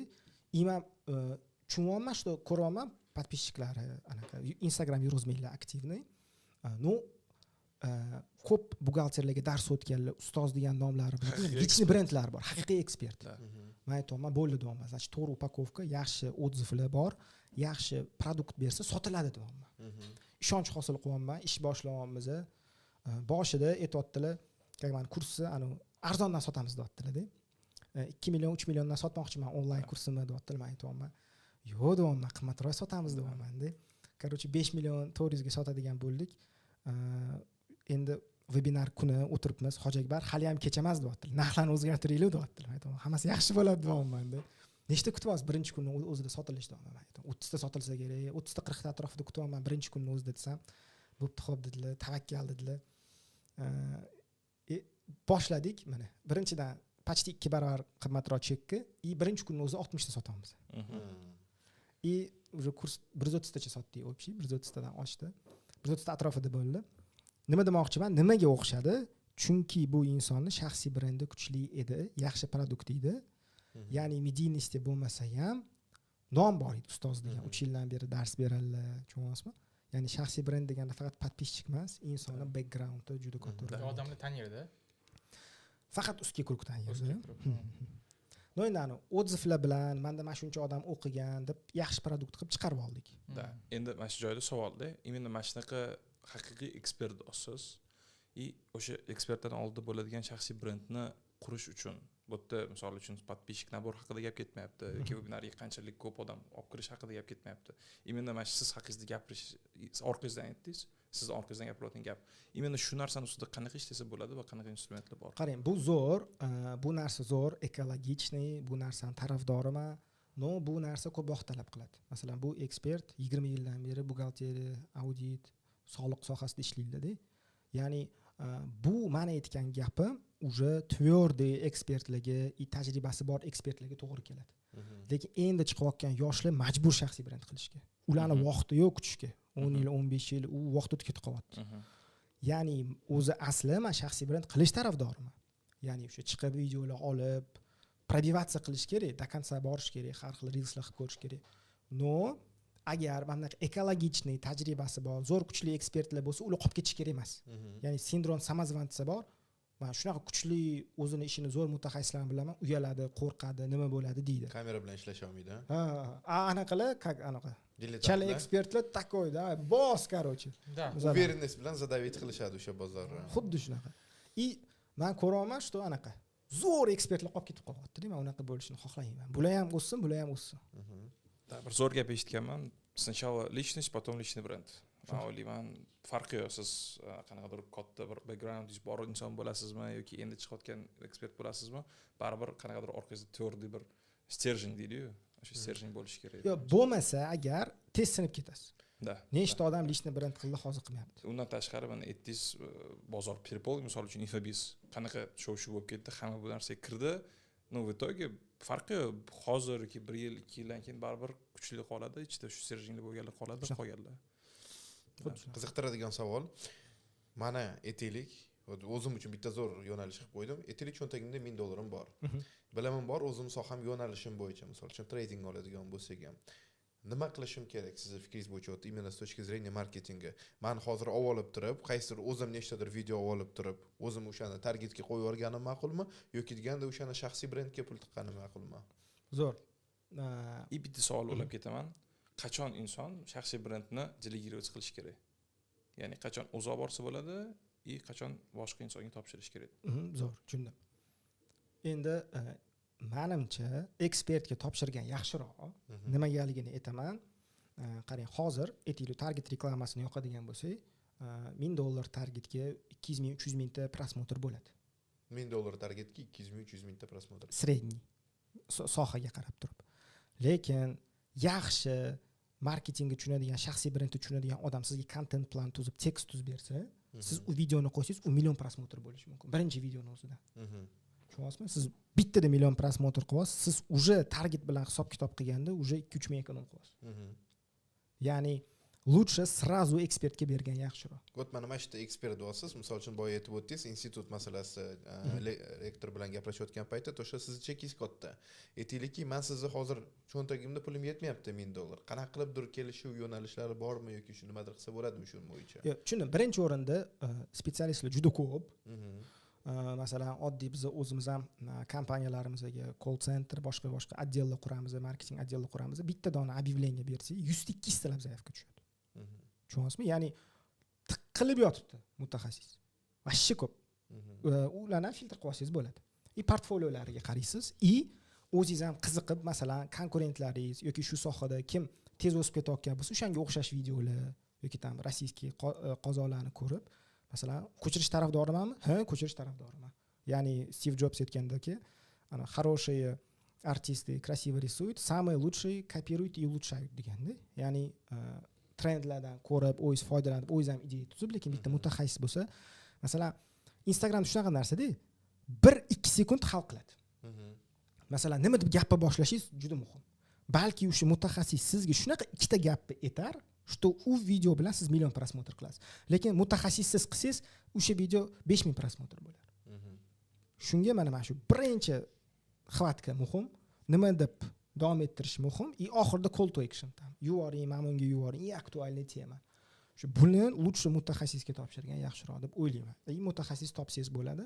Yosh, talantli bolalar ko'p. Просто qidirish kerak. Okay, nima deb o'ylaysiz? Marketingga, bilamiz, marketing juda ham bir biznes rivojida, biznesni uspeshnostida juda katta rol o'ynaydi. Marketingga aylanmadan necha foiz ajratgan to'g'ri bo'ladi? Voy. Yaxshi zo'r savol. Qarang. Birinchi o'rinda men shu narsaga ahamiyat berganman. O'zbekistonda reklamaga odamlar pul tikishga tayyor emas. Chiroyli remont uchun pul tikishga tayyor. Qimmat mebel uchun pul tikishga tayyor, lekin reklamaga pul tikishga tayyor emas. Bu eng katta problema. O'rtacha marjadan 10%. Biznes sredniy o'sish uchun 20%, biznes tez o'sish uchun siz pul ajratishingiz kerak. Marjadan. Marjadan deganingiz bu чистый. Yo'q. Misol kir pulni hali ajratilmagan sof foyda emas, aynan o'sha birinchi. Masalan, допустим, sizda ishlab chiqarish, допустим, mebel ishlab chiqarasiz. Vыручканgiz produktingizni marjasidan demoqchisiz. Ha. Shunaqa. Tushundim. Oddiy odamlarga, bir tushunmayotganlarga. Misol uchun, xullas, mana mebelning sohada ishlaysiz, $100,000 оборот qildingiz. $30,000 kirib ketdi. Xomashyo ishlab chiqarishga. 70,000 qoldi. Mana shu 70,000 dan ajratasiz 10%ni marketingga. 7,000. Ha. Shunda tez o'sasiz. Agar prям вообще men uchib ketmoqchiman desangiz 20,000. Ani 20% deganim. O'tmani mana shu keyingi qiziqtiradigan savol, aytaylikki mani biznesim kichkina, foyda olib keladigan ja unaqa 7000 emas deydigan bo'lsa, oyiga $700 umumiy mani sof foydam keladigan bo'lsa, kichkina biznesimdan. O'sha paytda mani yo $70 tiqishimga to'g'ri keladimi yoki imенно reklamaga ko'proq byudjet ajratishim kerakmi? Yopishingizga to'g'ri keladi. Yopishimga? Ya'ni nima demoqchiman? Budushida kichkina bizneslar yopilib ketib qoladi. Как бы mana supermarketlardan misol ko'ryapmiz. Yoki siz tez kattalashasiz, yoki siz yopilasiz. Как бы botda boshida естественно minusga o'ynaysiz, ko'proq pul tikishni boshlaysiz. Искусственное дыхание berib reklamani 100% ko'paytirish. Marketing bu strategiya yoki psixologiyami? Zo'r. Marketing bu analiz. Marketolog bu nasmotrенный odam. Ya'ni analiz deganda hamma narsani analizi. Birinchi o'rinda mijozingiz nima sizdan xohlayapti, uni xohishlari qanaqa. Bizda ko'pchilik narx tushiradi. Balki narx tushirish kerak emas-da, balki servis yaxshilash kerakdir. Об этом как бы mало кто думает. Birinchi o'rinda analiz. Ikkinchi o'rinda bu raqobatchilarning analizi. Ular nima taklif beryapti? Siz ulardan kuchli taklif bera olasizmi, yo'qmi? Hamma narsa taklifi atrofida yuradi. Uchinchisi bu rынок. To'g'ri rынокка kiryapmanmi, yo'qmi? Bozor kattami, yo'qmi? Tez masshtab berib chiqsa bo'ladimi, yo'qmi? Odamlarning muammosiga yechim bormi? Yechim beryapman. Da, bu birinchisi. Klient, konkurentlar, rынок. Marketing shu. Hamma tadbirkorlar faktiski marketolog. Boshida aytganingizdek, o'sha imенно ishtiyoq bo'lish kerak, zavq bo'lish kerak. Da. Cho'zilsa, daraja. Menda 4 narsa. Mana marketingda eng qiziqtiradigan narsa bu sonlar. Sonlar o'sishi. Misol uchun, Kevosda keyingi oy 40% ga o'syapti продажlar. Mana leadlar tushyapti, mana bu biz Excel'da chiqaramiz, unaqa o'sishlarni ko'ramiz. Mana shu passion, mana shu odamni qattiq xohish uyg'otadi. Mana marketingda infobizni o'zi xususan infobizdan ayriladigan bo'lsa, hozir bozorda qanaqa trendlarni ko'ryapsiz? Zo'r, mana infobiznesda borgan sari onlayn shkolalar rivojlanib ketadi, chunki odamlar tushunib yetdi, что hozir ikkita joy qoldi degan narsa bu yolg'on. Ya'ni sezonniy zapusklar bo'lmaydi, bir yilda bir marta, ikki marta, ko'proq onlayn shkolalar bo'ladi. Sistemniy zapusklar bo'ladi. Avtovoronkalar yuradi deb o'ylayman. Hozir trend shu. Marketingda-chi в целом? Marketingda в целом 2025-yil trendi bu sotuv bo'limi. Mana bizda oddiy masalan lyuks matras кейsimizdan oladigan bo'lsak, sotuv bo'limiga ro'p qo'ydik, rukovodитель отдела продаж. Ozgina offerlar ustida ishladik, byudjet o'zgarmadi, bir oyda 37% o'sish. Shunchaki отдел продаж bilan ishlaganingiz, ro'p qo'yganingiz. Da, отдел продажи kuchli ushlaganligimizdan o'zida. Ya'ni hozir bizneslarga borsangiz, отдел продажda bitta, ikkita odam o'tiribdi-da, bitta dorichilarda ko'p. Bizda 9 ta call center ishlaydi, masalan. Call centerni o'zingizlar qurganmisizlar? Da, skriptlar, odam olish, bu bizning xizmatga kirib ketadi. Ya'ni men shu narsani tushunib yetdim, marketingda biz zo'r leadlar tushirib beraverardik, biznesni yurg'iza olmasdik, achinib ketardim. Keyin ukam shu narsaga o'rgatdik, shogird tushirdik, Mikhail Gribnyukka Riob degan kursda o'qitdik, realniy отдел продаж degan. Undan keyin уже колоссальный o'sish bo'ldi bizning loyihalarimizda, chunki уже faqat SMM target marketing emas, отдел продажи ham quryapmiz-da, и уже klientga, biznesiga как foizga o'tiryapmiz.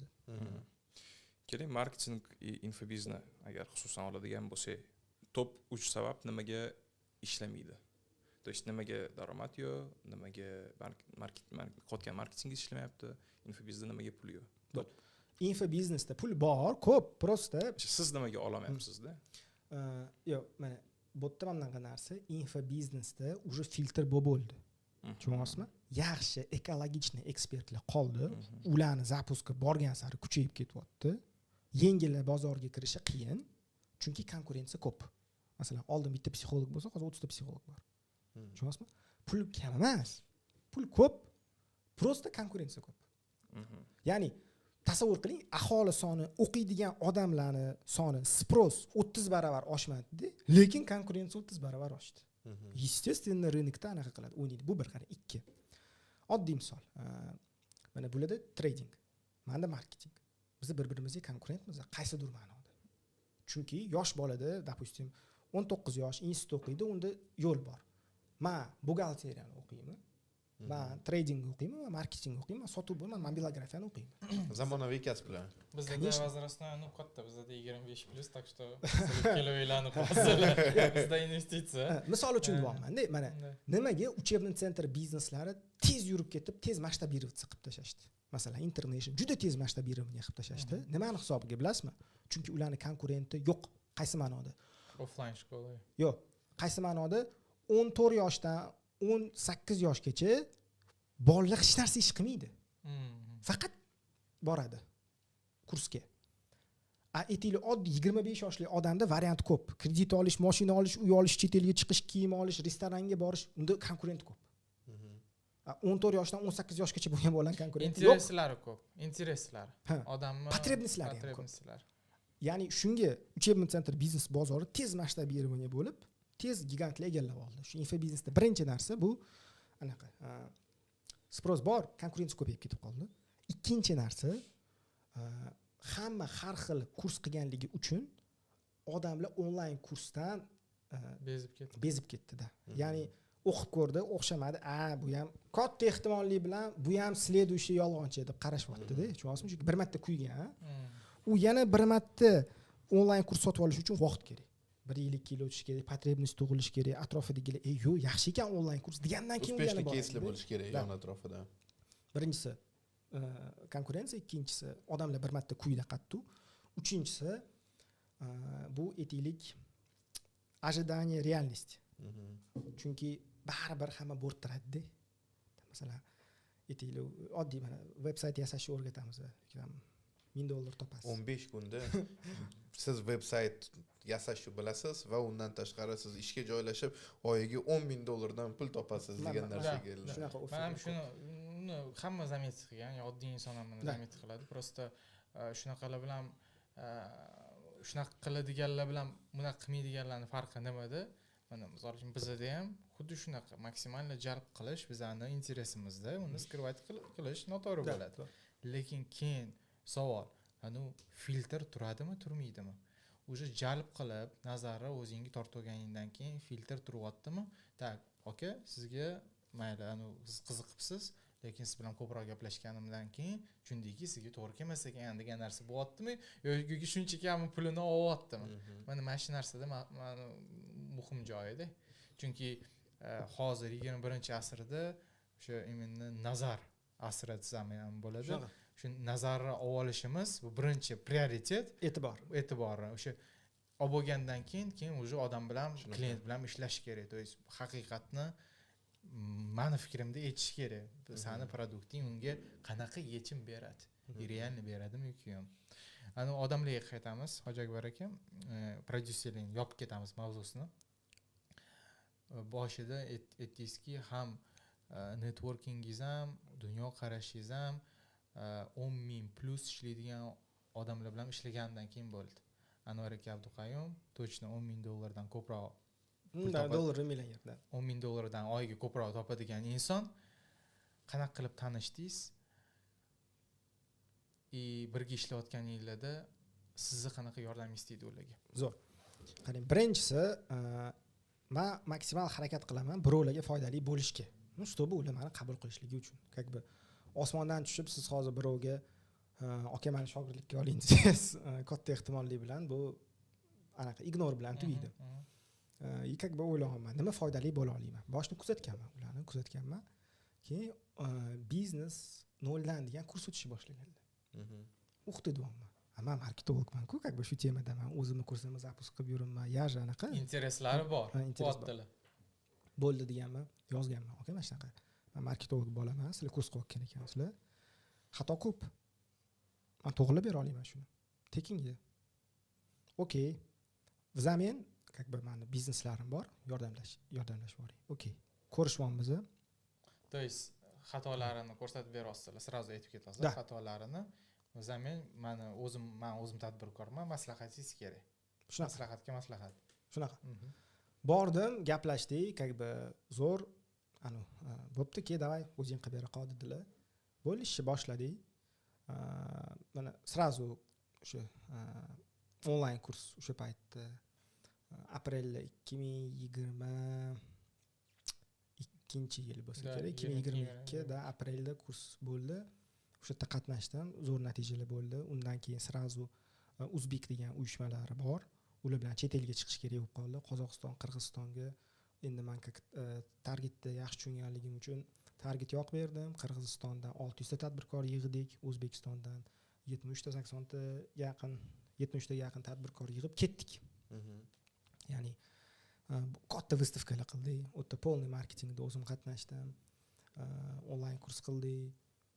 Lishni brendlarida masalan tam content plan boshqa tuzishga qarashaverdim. И ko'ryapman, что уже klub qilyaptilar, uyushma qilyaptilar, har xil odamlar kelyapti, ular bilan gaplashyapmiz. Как бы уже ketdi. Mana shundan boshlab ketdi-da уже.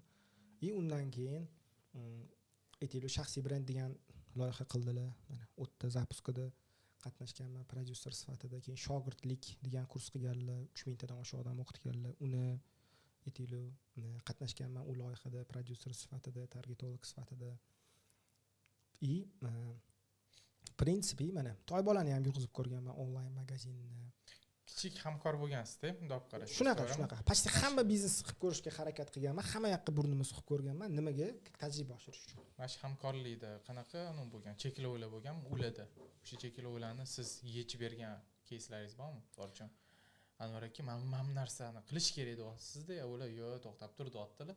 Oxiri siz ularni aniqasiz, переубеждать qilyapsiz. Shunaqa narsa bo'lgan. Так, o'ylab ko'ring-chi. Ну, в принципе, yoki hammasi gladko ketgan. Anvar aka o'zi qanaqa olov odamlar-da, ya'ni energichniy, davay bosa-bosda, ya'ni любой taklifimga davay derdilar-da ular. Mana unaqasi bo'lmagan. Yo, unaqa bo'l, Hoji Akbar bos. Qilib ko'r, o'xshasa o'xshadi, o'xshamasa o'xshamadi. И как бы menga bu podxod yoqardi, o'shanga hamma narsani testировать qilib ko'rganman-da. Siz nima oldingiz? Ulardan. Birinchi o'rinda shaxsiy, professional. Birinchi o'rinda kuchli networking. Chunki ular atroflaridagi odam ular bilan tanishdim, biznes bo'lyapti, zo'r bo'lyapti. Birinchi olgan narsam networking, ikkinchi olgan narsam bu ikkinchi olgan narsam bu hozir o'ylab olaylik. Mana. Bo'ldi, zo'r. Birinchi olgan narsam networking, ikkinchi olgan narsam bu mana boshqa loyihalar, nom. Tushunyapsizmi? Ya'ni case, portfolio. Chunki endi mashhur bo'lganliklari uchun osonroq-da proyekt olish. Anvarka bilan ishlaganman desam, anaqa уже osonroq. Haligi mavzuga qaytamiz. Ya'ni o'zimning shaxsiy brendimga katta plyus bo'ldi. Bo'ldi, mana shu narsani o'ziga yetadi demoqchiman. Mana shu narsa уже hamma narsani hal qilib qo'ydi demoqchiman. Уже bu yog'iga endi lичный качествоlar ko'p. Misol uchun mijozlar bilan to'g'ri muomala qilish, klientni ko'ndirish san'ati, katta сделкаlarda o'tirganman, ko'rganman, muomala qanaqa gaplashish kerak, qachon klient bilan qanaqa gaplashish kerak, qachon отказ qilish kerak, qachon chiroyli tushuntirish kerak. Realniy master klass bo'lganda menga. Masalan, bunaqa master klassni men boshqa joyda topa olmas edimda. Oxirgi 4-5 yil ichida juda ko'p loyihalarda ishtirok etgan ekansiz. Qaysi turlari uspешный, qaysi turlari uspешный emas yopgansiz. Bitta savol. Jamoamda 12 ta inson ishlaydi dedingiz. Bu jamoani qachondan boshlagansiz shakllantirishni? Qanaqa qilib shuncha proyektga qo'lingiz yetadi o'zi вообще? Hozir qancha proyekt bilan ishlayapsiz? To есть zo'r qarang. Qarang, birinchi o'rinda endi marketing sohasida, допустим, 12 ta odam bo'lsa, aytaylik, o'quv markazida ham bir yana где-то 15 tacha odam bor. Uni ukam boshqaradi. Именно marketingga keladigan bo'lsak, uni men как бы 4 yil oldin уже jamoa yig'ishni boshlaganman sekin. Yani oxirgi mana shu 1 yil ichida tez masshtabirovаться qilyapti, chunki ko'p proyekt oldik. Misol uchun o'tgan yili bitta vaqt o'zida 5 ta xususiy maktab yurg'izdik, bitta universitet, zapusklar qildik. Hammasi bir vaqt o'zida. Tak. Endi loyihalarga keladigan bo'lsak, bizda loyihalarni 3 ga bo'lamiz. Birinchisi masalan prodyusirovание bo'yicha loyiha, onlayn kurslar bo'yicha loyiha. U bo'yicha sherigim borlar, xodimim, sherigim birga ishlaymiz. Ular pastlarda komanda quraveradi. Menga u yo'q qiziq emas. Kim nima qanaqa расходlar bo'lsa, допустим, berib turaman bo'ldi. Ikkinchi sherigim, xodimim bu marketing bo'yicha. Masalan, shu xususiy maktab oldik bu yili 3 ta. Допустим, mana Lux matras bor. keyingisi digital performance marketing bo'yicha lead tushirib berish. Savdo bo'limi qurmaymiz, faqat lead haydab beramiz, klient topib beramiz. U bo'yicha ham как бы o'sha xodimim, sherigim bor. Mana shu 3 ta основной отдел, ularni pastiga odamlar yig'ilaveradi. Marketing bilan performance marketing orasidagi farq bu shunchaki marketingda sizlar полный как kompleksni olasiz. Sotuv bo'limi qurib beramiz. Sotuv bo'limi qurib berasiz. Performance marketingda sotuv bo'limi. Shunchaki trafik. Da, faqat trafikda. Zo'r. Manda savol bor. Biznesmen nuqtai nazaridan men 3 xil terminni eshitdim. Targetolog eshitdim, marketolog eshitdim, и prodyuser eshitdim. Men boshlanuvchi предприниматель, biznesmenman. Meni qiziqtiradigan narsa, menga qaysi biri kerak? Meni biznesimni rivojlantirib beradigan. Ikkinchi masala, ular bilan qanaqa qilib oylik masalasini gaplashishim kerak. Meni opitim yo'q, что men bilishim kerakki, targetologga shuncha to'lanish kerak, marketologga va prodyuserga. Zo'r. Qarang, o'zi asli buni ilmi bor. Misol uchun o'zi asli hamma xodimlaringizni sherik qilib qo'ysangiz bo'ladi. O'shanda biznes idealni ishlaydi. Qanaqadir protsentlarga o'tkazib qo'ysangiz-da.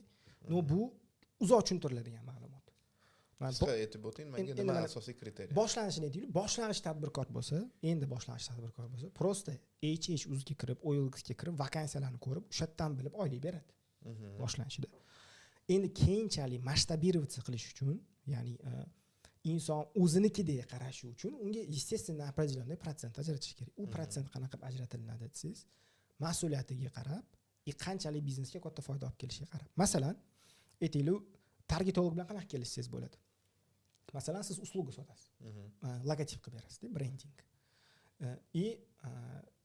Siz ikki xil kelishsangiz bo'ladi. Допустим, bitta sifatli lead uchun $10. Sifatli lead uchun. Sifatli lead nima degani? Sifatli lead degani telefonni ko'taryapti. Rostakasım biznesmen, kelib ko'raman, o'ylab ko'raman dedi. Bo'ldi, bu sifatli. U sizga 20 ta lead tushirib berdimi, $300 taylab qo'ying.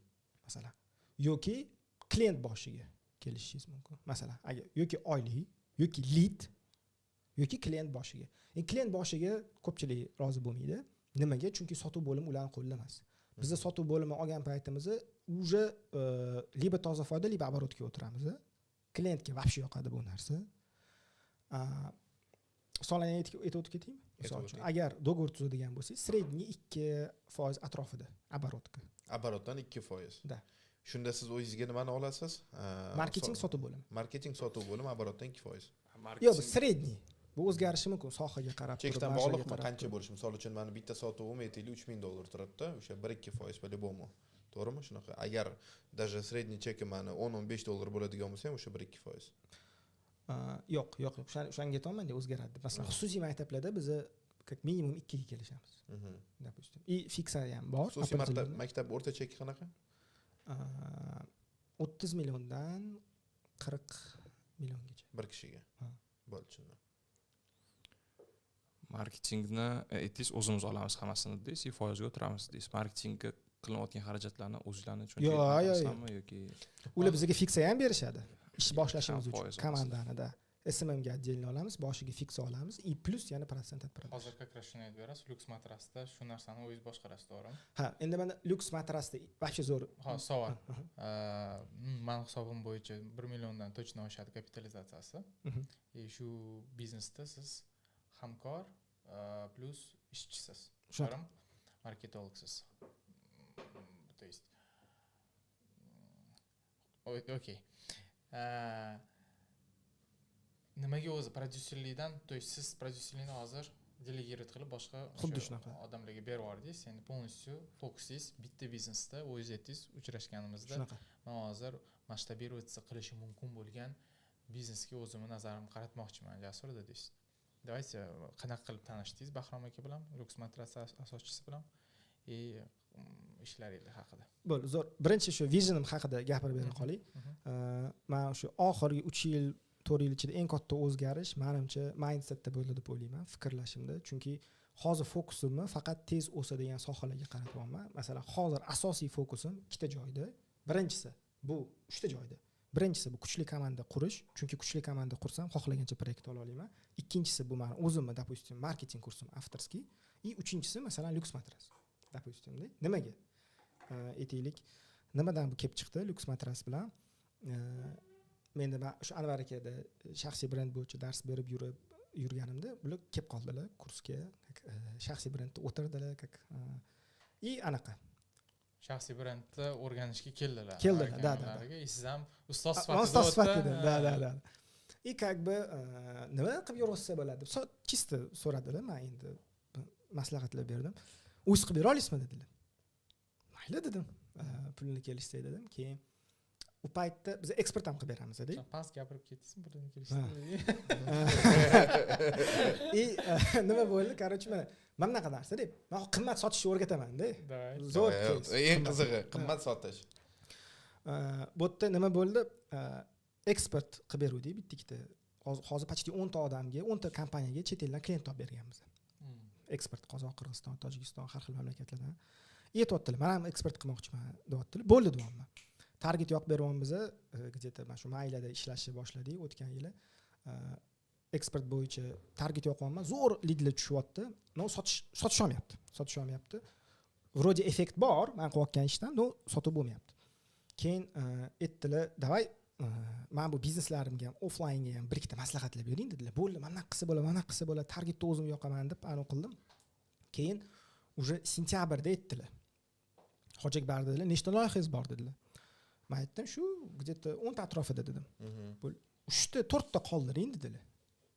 3 ta 4 ta qoldiringda, 10 tadan topadigan pulingizni shu 3 tadan toping dedilar. Shunaqa qilsa bo'ladimi dedim. "Ha" dedilar. "O'qitay" dedim. "Qanaqa bo'ladi?" desam, "Shunaqa" deb aytdilar. Foizlarni aytdilar. Dedim, вот это да deyapman. Ya'ni o'zi biznesdan foiz olish yoki hamkor sherik sifatida kirish meni aqlimga ham kirmagan narsa-da. Bu yerdan tadbirkor o'zidan ideya chiqyapti, taklif chiqyapti mana shunaqa. Men aytyapman, "Wow" deyapman. Nimaga? Chunki men SMM marketingda ishlaganman-da. Bu yerda ishlis, pul topasiz. No, bunda 10 yildan keyin orqaga qarasangiz, kapitalizatsiya yo'q-da. Tushunyapsizmi? Yig'ilgan kapital yo'q. Ya'ni siz 10 yildan keyin ishga chiqishingiz kerak-da. Aman anaqa 30 yoshda pensiya chiqib keladigan odamman. Mana shu taklif menga yoqib tushdi. Keyin men aytdim, "Aka" dedim, "Men dedim shu 3-4 yilda tizimlashadi, bu вообще katta kompaniyaga o'sib ketamiz. 3-4 yildan keyin komanda qurilgandan keyin meni keragim bo'lmay qoladi."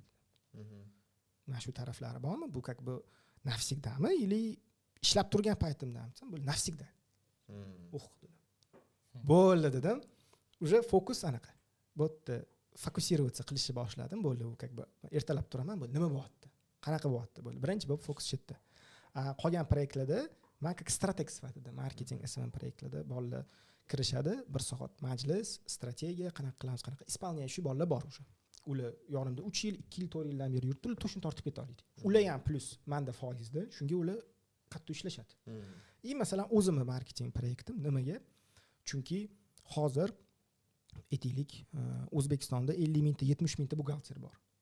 3,5 ming, 5 mingta atrofida marketolog bor. Rынок 10 barobar bo'sh. Ya'ni bozorni ko'ryapman, bo'shligini ko'ryapman, men shu bozorga kirmoqchiman. Chunki rынок bo'sh. Men o'zim yaxshi ko'radigan soha dars berish. Bozor bo'sh deyapsiz, mana intervyularda ham ko'rdim. Oyiga 10 mingta mantra sotmoqchimiz. Shunaqa. Maqsadinglar bor, xudo xolis bunaqa maqsadga erishadigan bo'lsanglar, foyda sinab chiqdim, $300,000 ishlar ekansiz. Sulton, Nareska. Qanaqa qadamlar qo'ymoqchisizlar mana shu 10 mingtaga yetish uchun? Zo'r savol. Endi birinchi o'rinda sotuv bo'limini ko'paytirish. Masalan, 9 ta odam ishlamasin-da, 30 ta odam ishlasin. Bu birinchi o'rinda. Ikkinchi o'rinda kuchli brend bo'lish. Chunki hozir ishlab chiqarish problema emas. Masalan, korzinkaga kirsangiz, shakari ham 365, salfetkasi ham ular o'zligi ishlab chiqarishadimi? Yo'q. STM. Ya'ni ular brend bo'lib olgan. Xohlagan ishlab chiqaruvchi shunda brend qo'yib chiqaryapti. Ya'ni bizda maqsad kuchli brend bo'lish. U bo'yicha marketing strategiyalar, klient doimiy analizi, otziv, klient qoniqyaptimi yo'qmi? Ikkinchisi aytaylik, xomashyoni o'zimizniki qilish. Masalan, oddiy matras ishlab chiqarishda baribir lokalizatsiya. Da, masalan, ichida masalan paraloni bor, to'g'rimi? Ustida materiallar bor. Kelajakda shularni o'zimiz ishlab chiqarish niyati. ya'ni birinchi o'rinda ishchilarni ko'paytirish, sotuv bo'limini kuchaytirish, sotuv bo'limini kuchaytirish, chunki bu realniy muammo O'zbekistonda. Ikkinchidan kuchli brend bo'lish. kuchli brend qilish, bu unga o'zi qadam qo'ydinglar, to'g'ri? Da. Aktiv ishlayapmiz. Uchinchi qadam lokalizatsiya, maksimalni o'zimizda ishlab chiqarishni Xomashyo. Toza foydani ko'paytirish. ko'paytirish uchun. Super.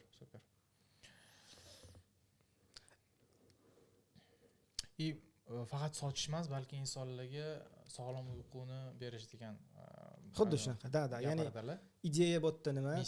Missiya bo'tda nima? To, что o'zlari bir necha marta matras alishtirganlar, cho'kib qolgan, boshqa bo'lgan, bo'tda hamma narsa borib uyquga taqaladi.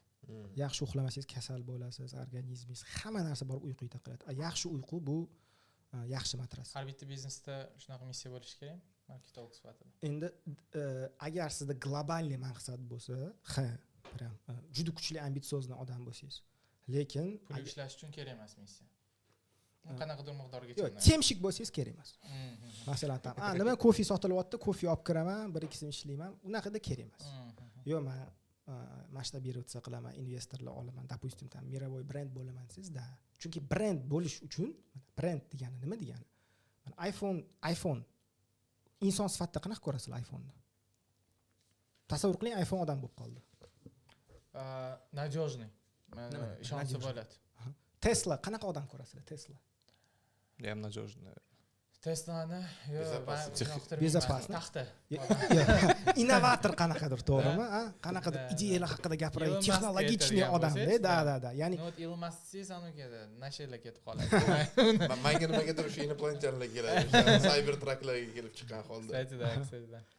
innovatsiya demoqchi. Produkt bo'yicha. Ya'ni sizni ham brendingizni qachonki inson sifatida tasavvur qila olishsa, brendingizni istoriyasi bo'lsa, brendingizni missiyasi bo'lsa, bu brend sifatida kuchaytirib yuboradi, qattiq kuchaytirib yuboradi.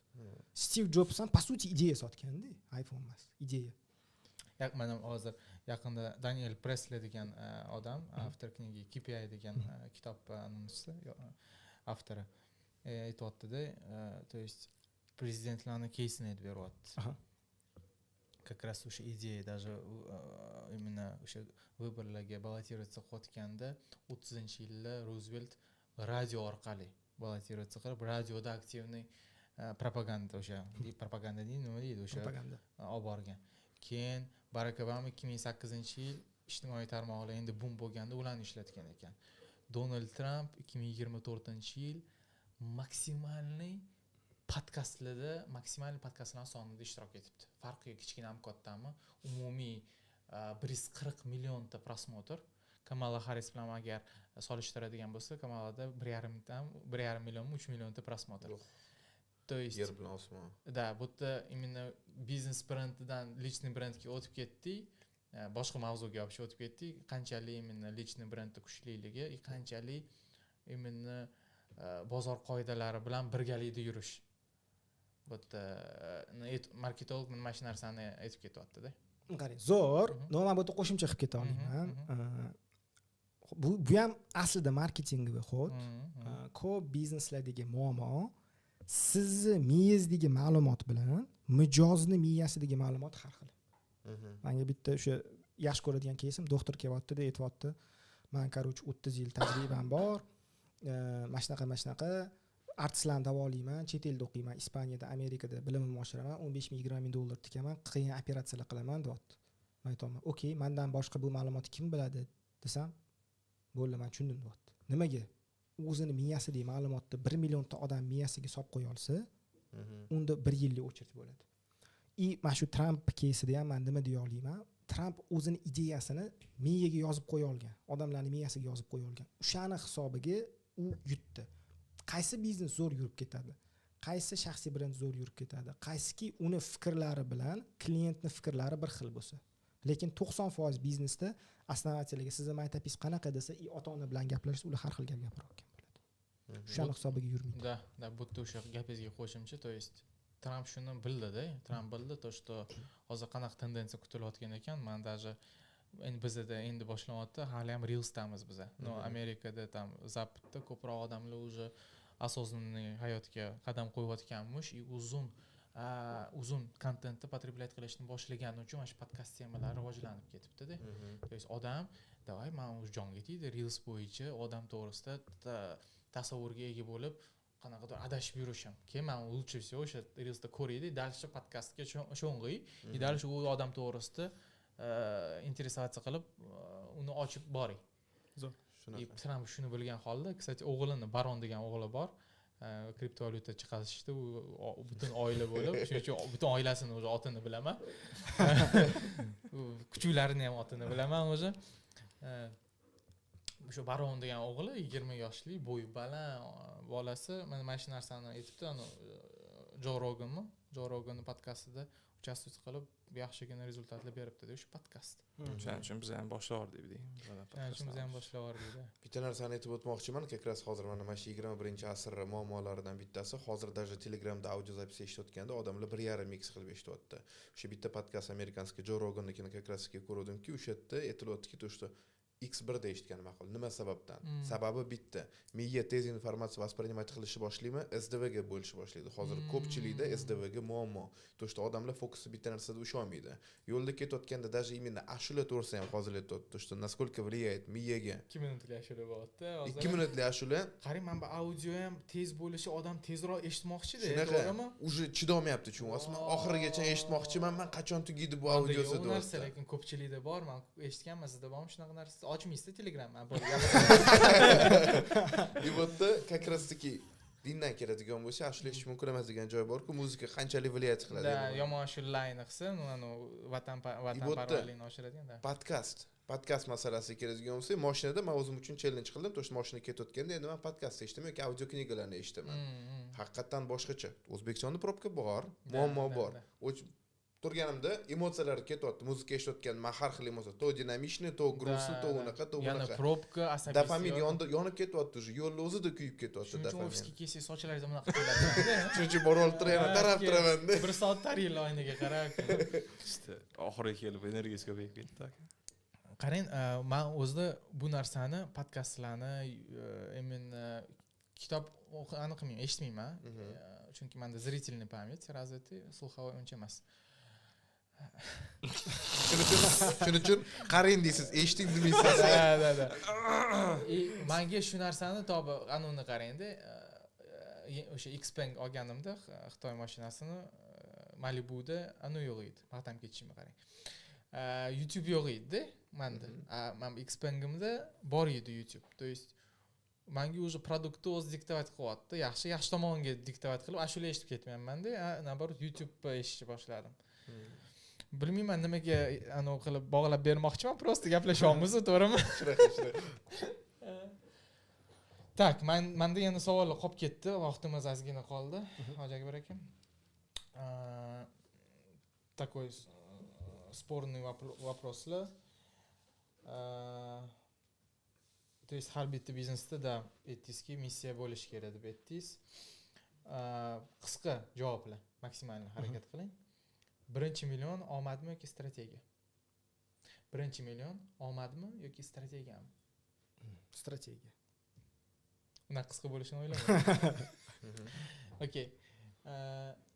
Mana shu narsa такой psixologiya ko'pani to'xtayapmiz. Chunki o'zingiz ham psixologlar bilan ishlagansiz, hatto boshida aytgansizki, men psixolog bilan ishlamayman deb mayli. Nega bir xil odamlarni eshitishni xohlaymiz-da, lekin boshqalar bilimi kuchli bo'lsa ham ularni eshitgimiz kelmaydi. Bir xil odamlarni eshitishni xohlaymiz, hatto jey unaqa aql bilan emas. Aqlli odamlar gapirganda eshitgimiz kelmaydi ularni. Mana chunki ularda bizni ideal ko'rmaymiz. Tushunasizmi? Masalan, sizga Elon Musk fokus qil, bitta ish qil, qolgan ish qilma desa, sizga kuchliroq ta'sir qiladi, chem man. Chunki Elon Musk вообще tam kuchli, uni hurmat qilasiz. Ya'ni biz ixlos qilgan, yaxshi ko'rgan odamlarimizga bo'ysunishga harakat qilamiz, aqllilarga emas. Biz ishongan odamimizdan narsa sotib olamiz. Eng aqlli odamdan narsa sotib olmaymiz. Super. Личный brendda o'zim yurg'izaman, siz ham yurg'izasiz. И вот bilamiz, заканчиваем, да. Сядут, это будет знак для нас. Мы прям до этого. До того. И tushunyapmanki bu yerda baribir xarizma kerak. Bu xarizma tug'ma qobiliyatmi yoki u ko'nikmami? Rivojlantirsa bo'ladimi buni? Bir xilida tug'ma, lekin hamma rivojlantirish kerak baribir xarizmani. Endi Charles Xarizma deganlar bor, искусство xarizmaga. Charles Hropert. Da 2017-yildan beri kuzataman o'shani. Nimaga har bitta odam shuni rivojlantirishi kerak? Bormi? Endi qarang, xarizma o'zi nima degani? Insonlarni magnitdek o'ziga tortish. Siz odamlarni o'ziga magnitdek tortmoqchimisiz? Xarizmatichni bo'ling. Bo'lmasa kerak emas. Siz oddiy xodimsiz, mutaxassissiz, tadbirkorsiz, studentsiz. Неужели hammaga kerak emas? Yo'q, hammaga kerak, absolyutно. Nimaga? Chunki hayot sotuv. Uylanayotganingizda siz fakticheski kelinni sotib olasiz. Kelin sizni sotib olib, ham kelin 100%. U sizni yoqtirish kerak. Uni qanaqasiga qilsa bo'ladi? Uni xarizma orqali qilsa bo'ladi. Ana такой marketologga beradigan savolim. Eshitganman, to, что Lenin eng kuchli marketolog bo'lgan, shu gap rostmi? Yo'q, unaqa gap eshitmaganman, lekin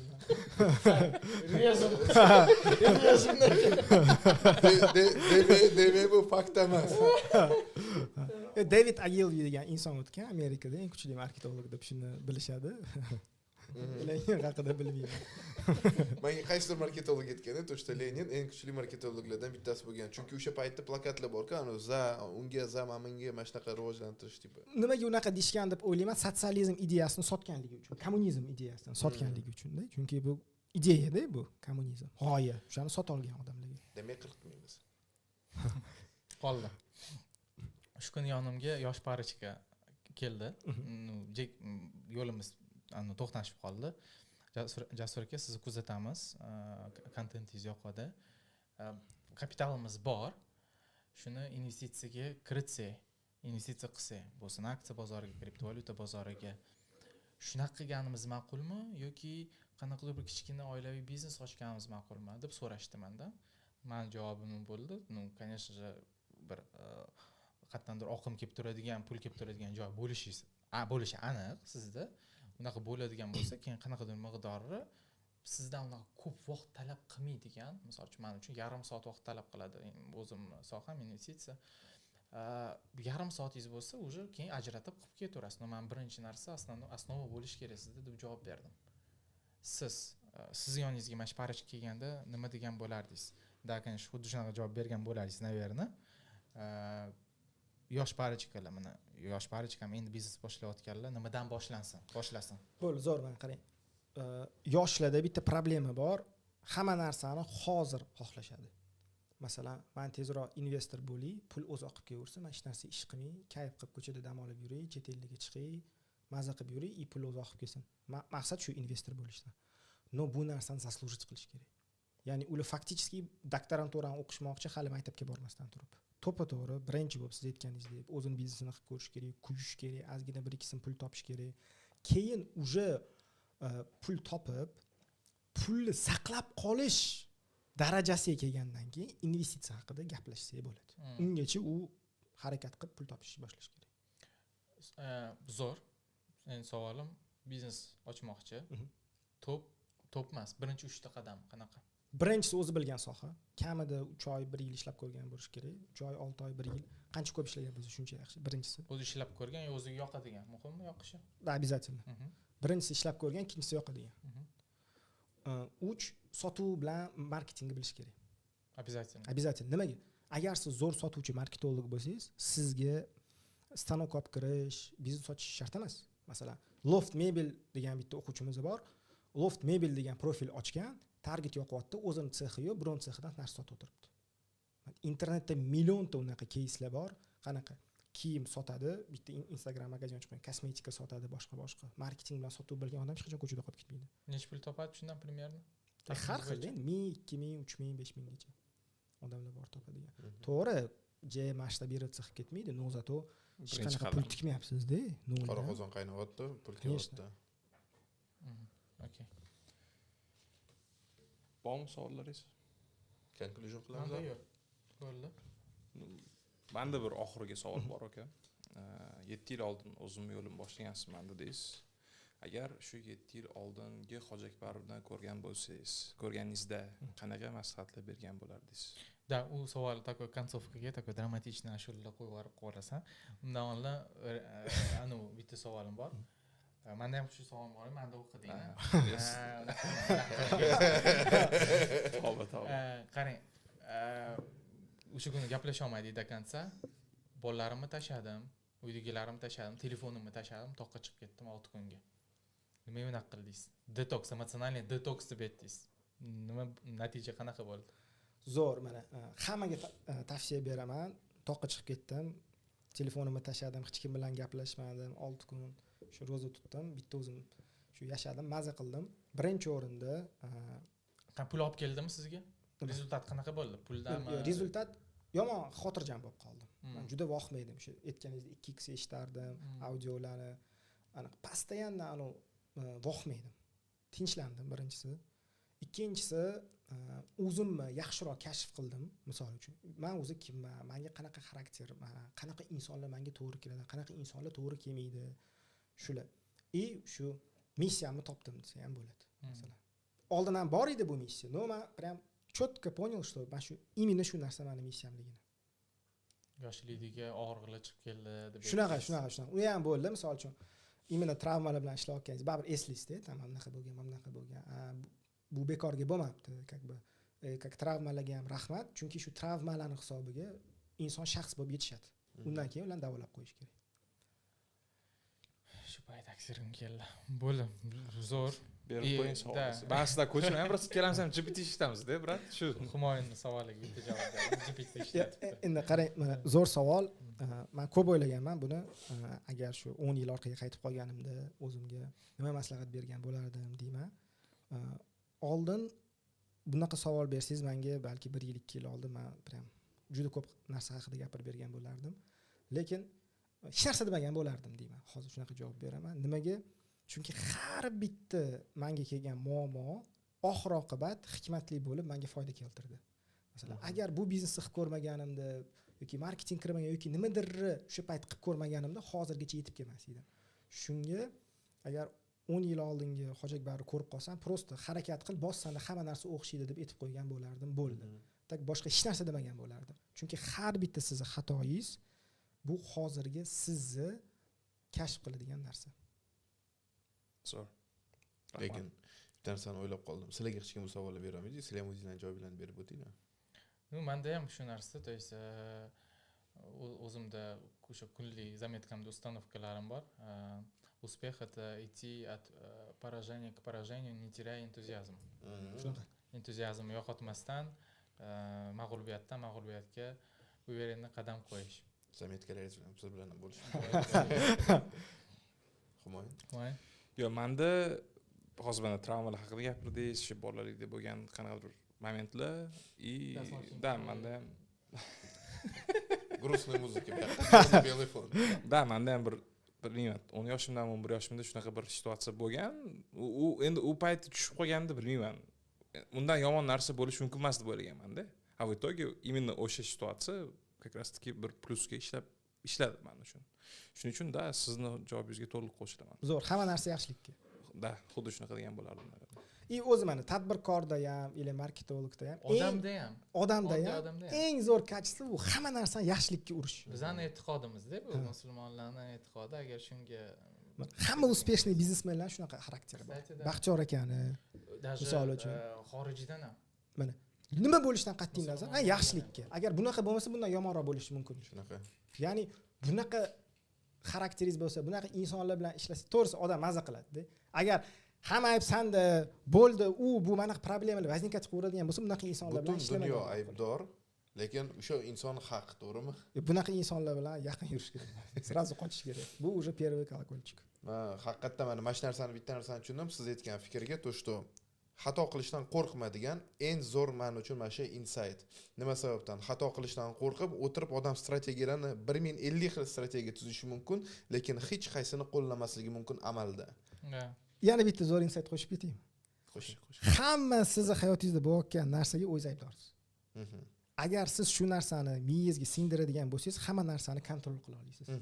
Agar ayb mana bunda desangiz, siz kontrolni unga berib qo'yasiz, o'smay qolasiz. Agar ayb manda desangiz, siz bu xodimingizni alishtirasiz, ko'proq izlanasiz, kontrolni o'zingiz qo'lingizga olasiz. Qachonki sizda jarayon kontrolda bo'lsa, sizda muvaffaqiyat bo'ladi. Insight yoniga insight. Aynan siz aytasiz-ku, to'shda o'zimda ayb deb. Ayb nuqtai nazaridan qaraladigan bo'lsa, meni fikrim to'shda agar bu narsani ayb emas, naborot, новый. Naborot, yangi opit, ko'rish, tajriba o'sha nuqtai nazaridan qaraydigan bo'lsa, aybdor yo'q. Zo'r. Conclusion. Davrdolar, hammaga rahmat. 2 soat davomida gaplashdik. Biz уже Ko'p sotuvli bo'ldi bu yerda. Biz привычка qilyapmiz, уже kommentariyada izohda odam o'zi uchun bo'lgan insightlarni yozib qoldirsa, o'zini yozib qoldirgandan keyin qaysi insightlar, mana shu insightlarni qanaqa qilib o'zimni hayotimda ishlataman degan savolga javob berib ketsa, biza spikerimiz, ya'ni spiker deyman, mehmonimiz tomonidan sovg'alar yoki sovg'a. Eng sizga yoqadigan kommentariyga birga tanlaymizmi? Bo'ldi, zo'r. Mani именно mana shu 7 yil davomida yiqqan tajribalarim bo'yicha juda ko'p 10-20 ta kursda o'qib tashlaganman. Hammasi bo'yicha bitta dastur yasaganman. Marketing bo'yicha любой biznesmen, marketologga foydali bo'ladi, o'shani sovg'a qilamiz. Zo'r. Bitta odamga mana shu 3 ta odamga. Super. Gap yo'q. Juda щедрый подарок. Очень щедро. Bitta tomondan sразу gaplashib o'tmoqchiman. Video qo'yilgandan keyin qancha muddatdan keyin shuni rozыгрышini qilamiz. Uni kamera o'chgandan keyin gaplashamiz. Hammaga rahmat, like, подписка, колокольчик, kommentariy esingizdan chiqmasin.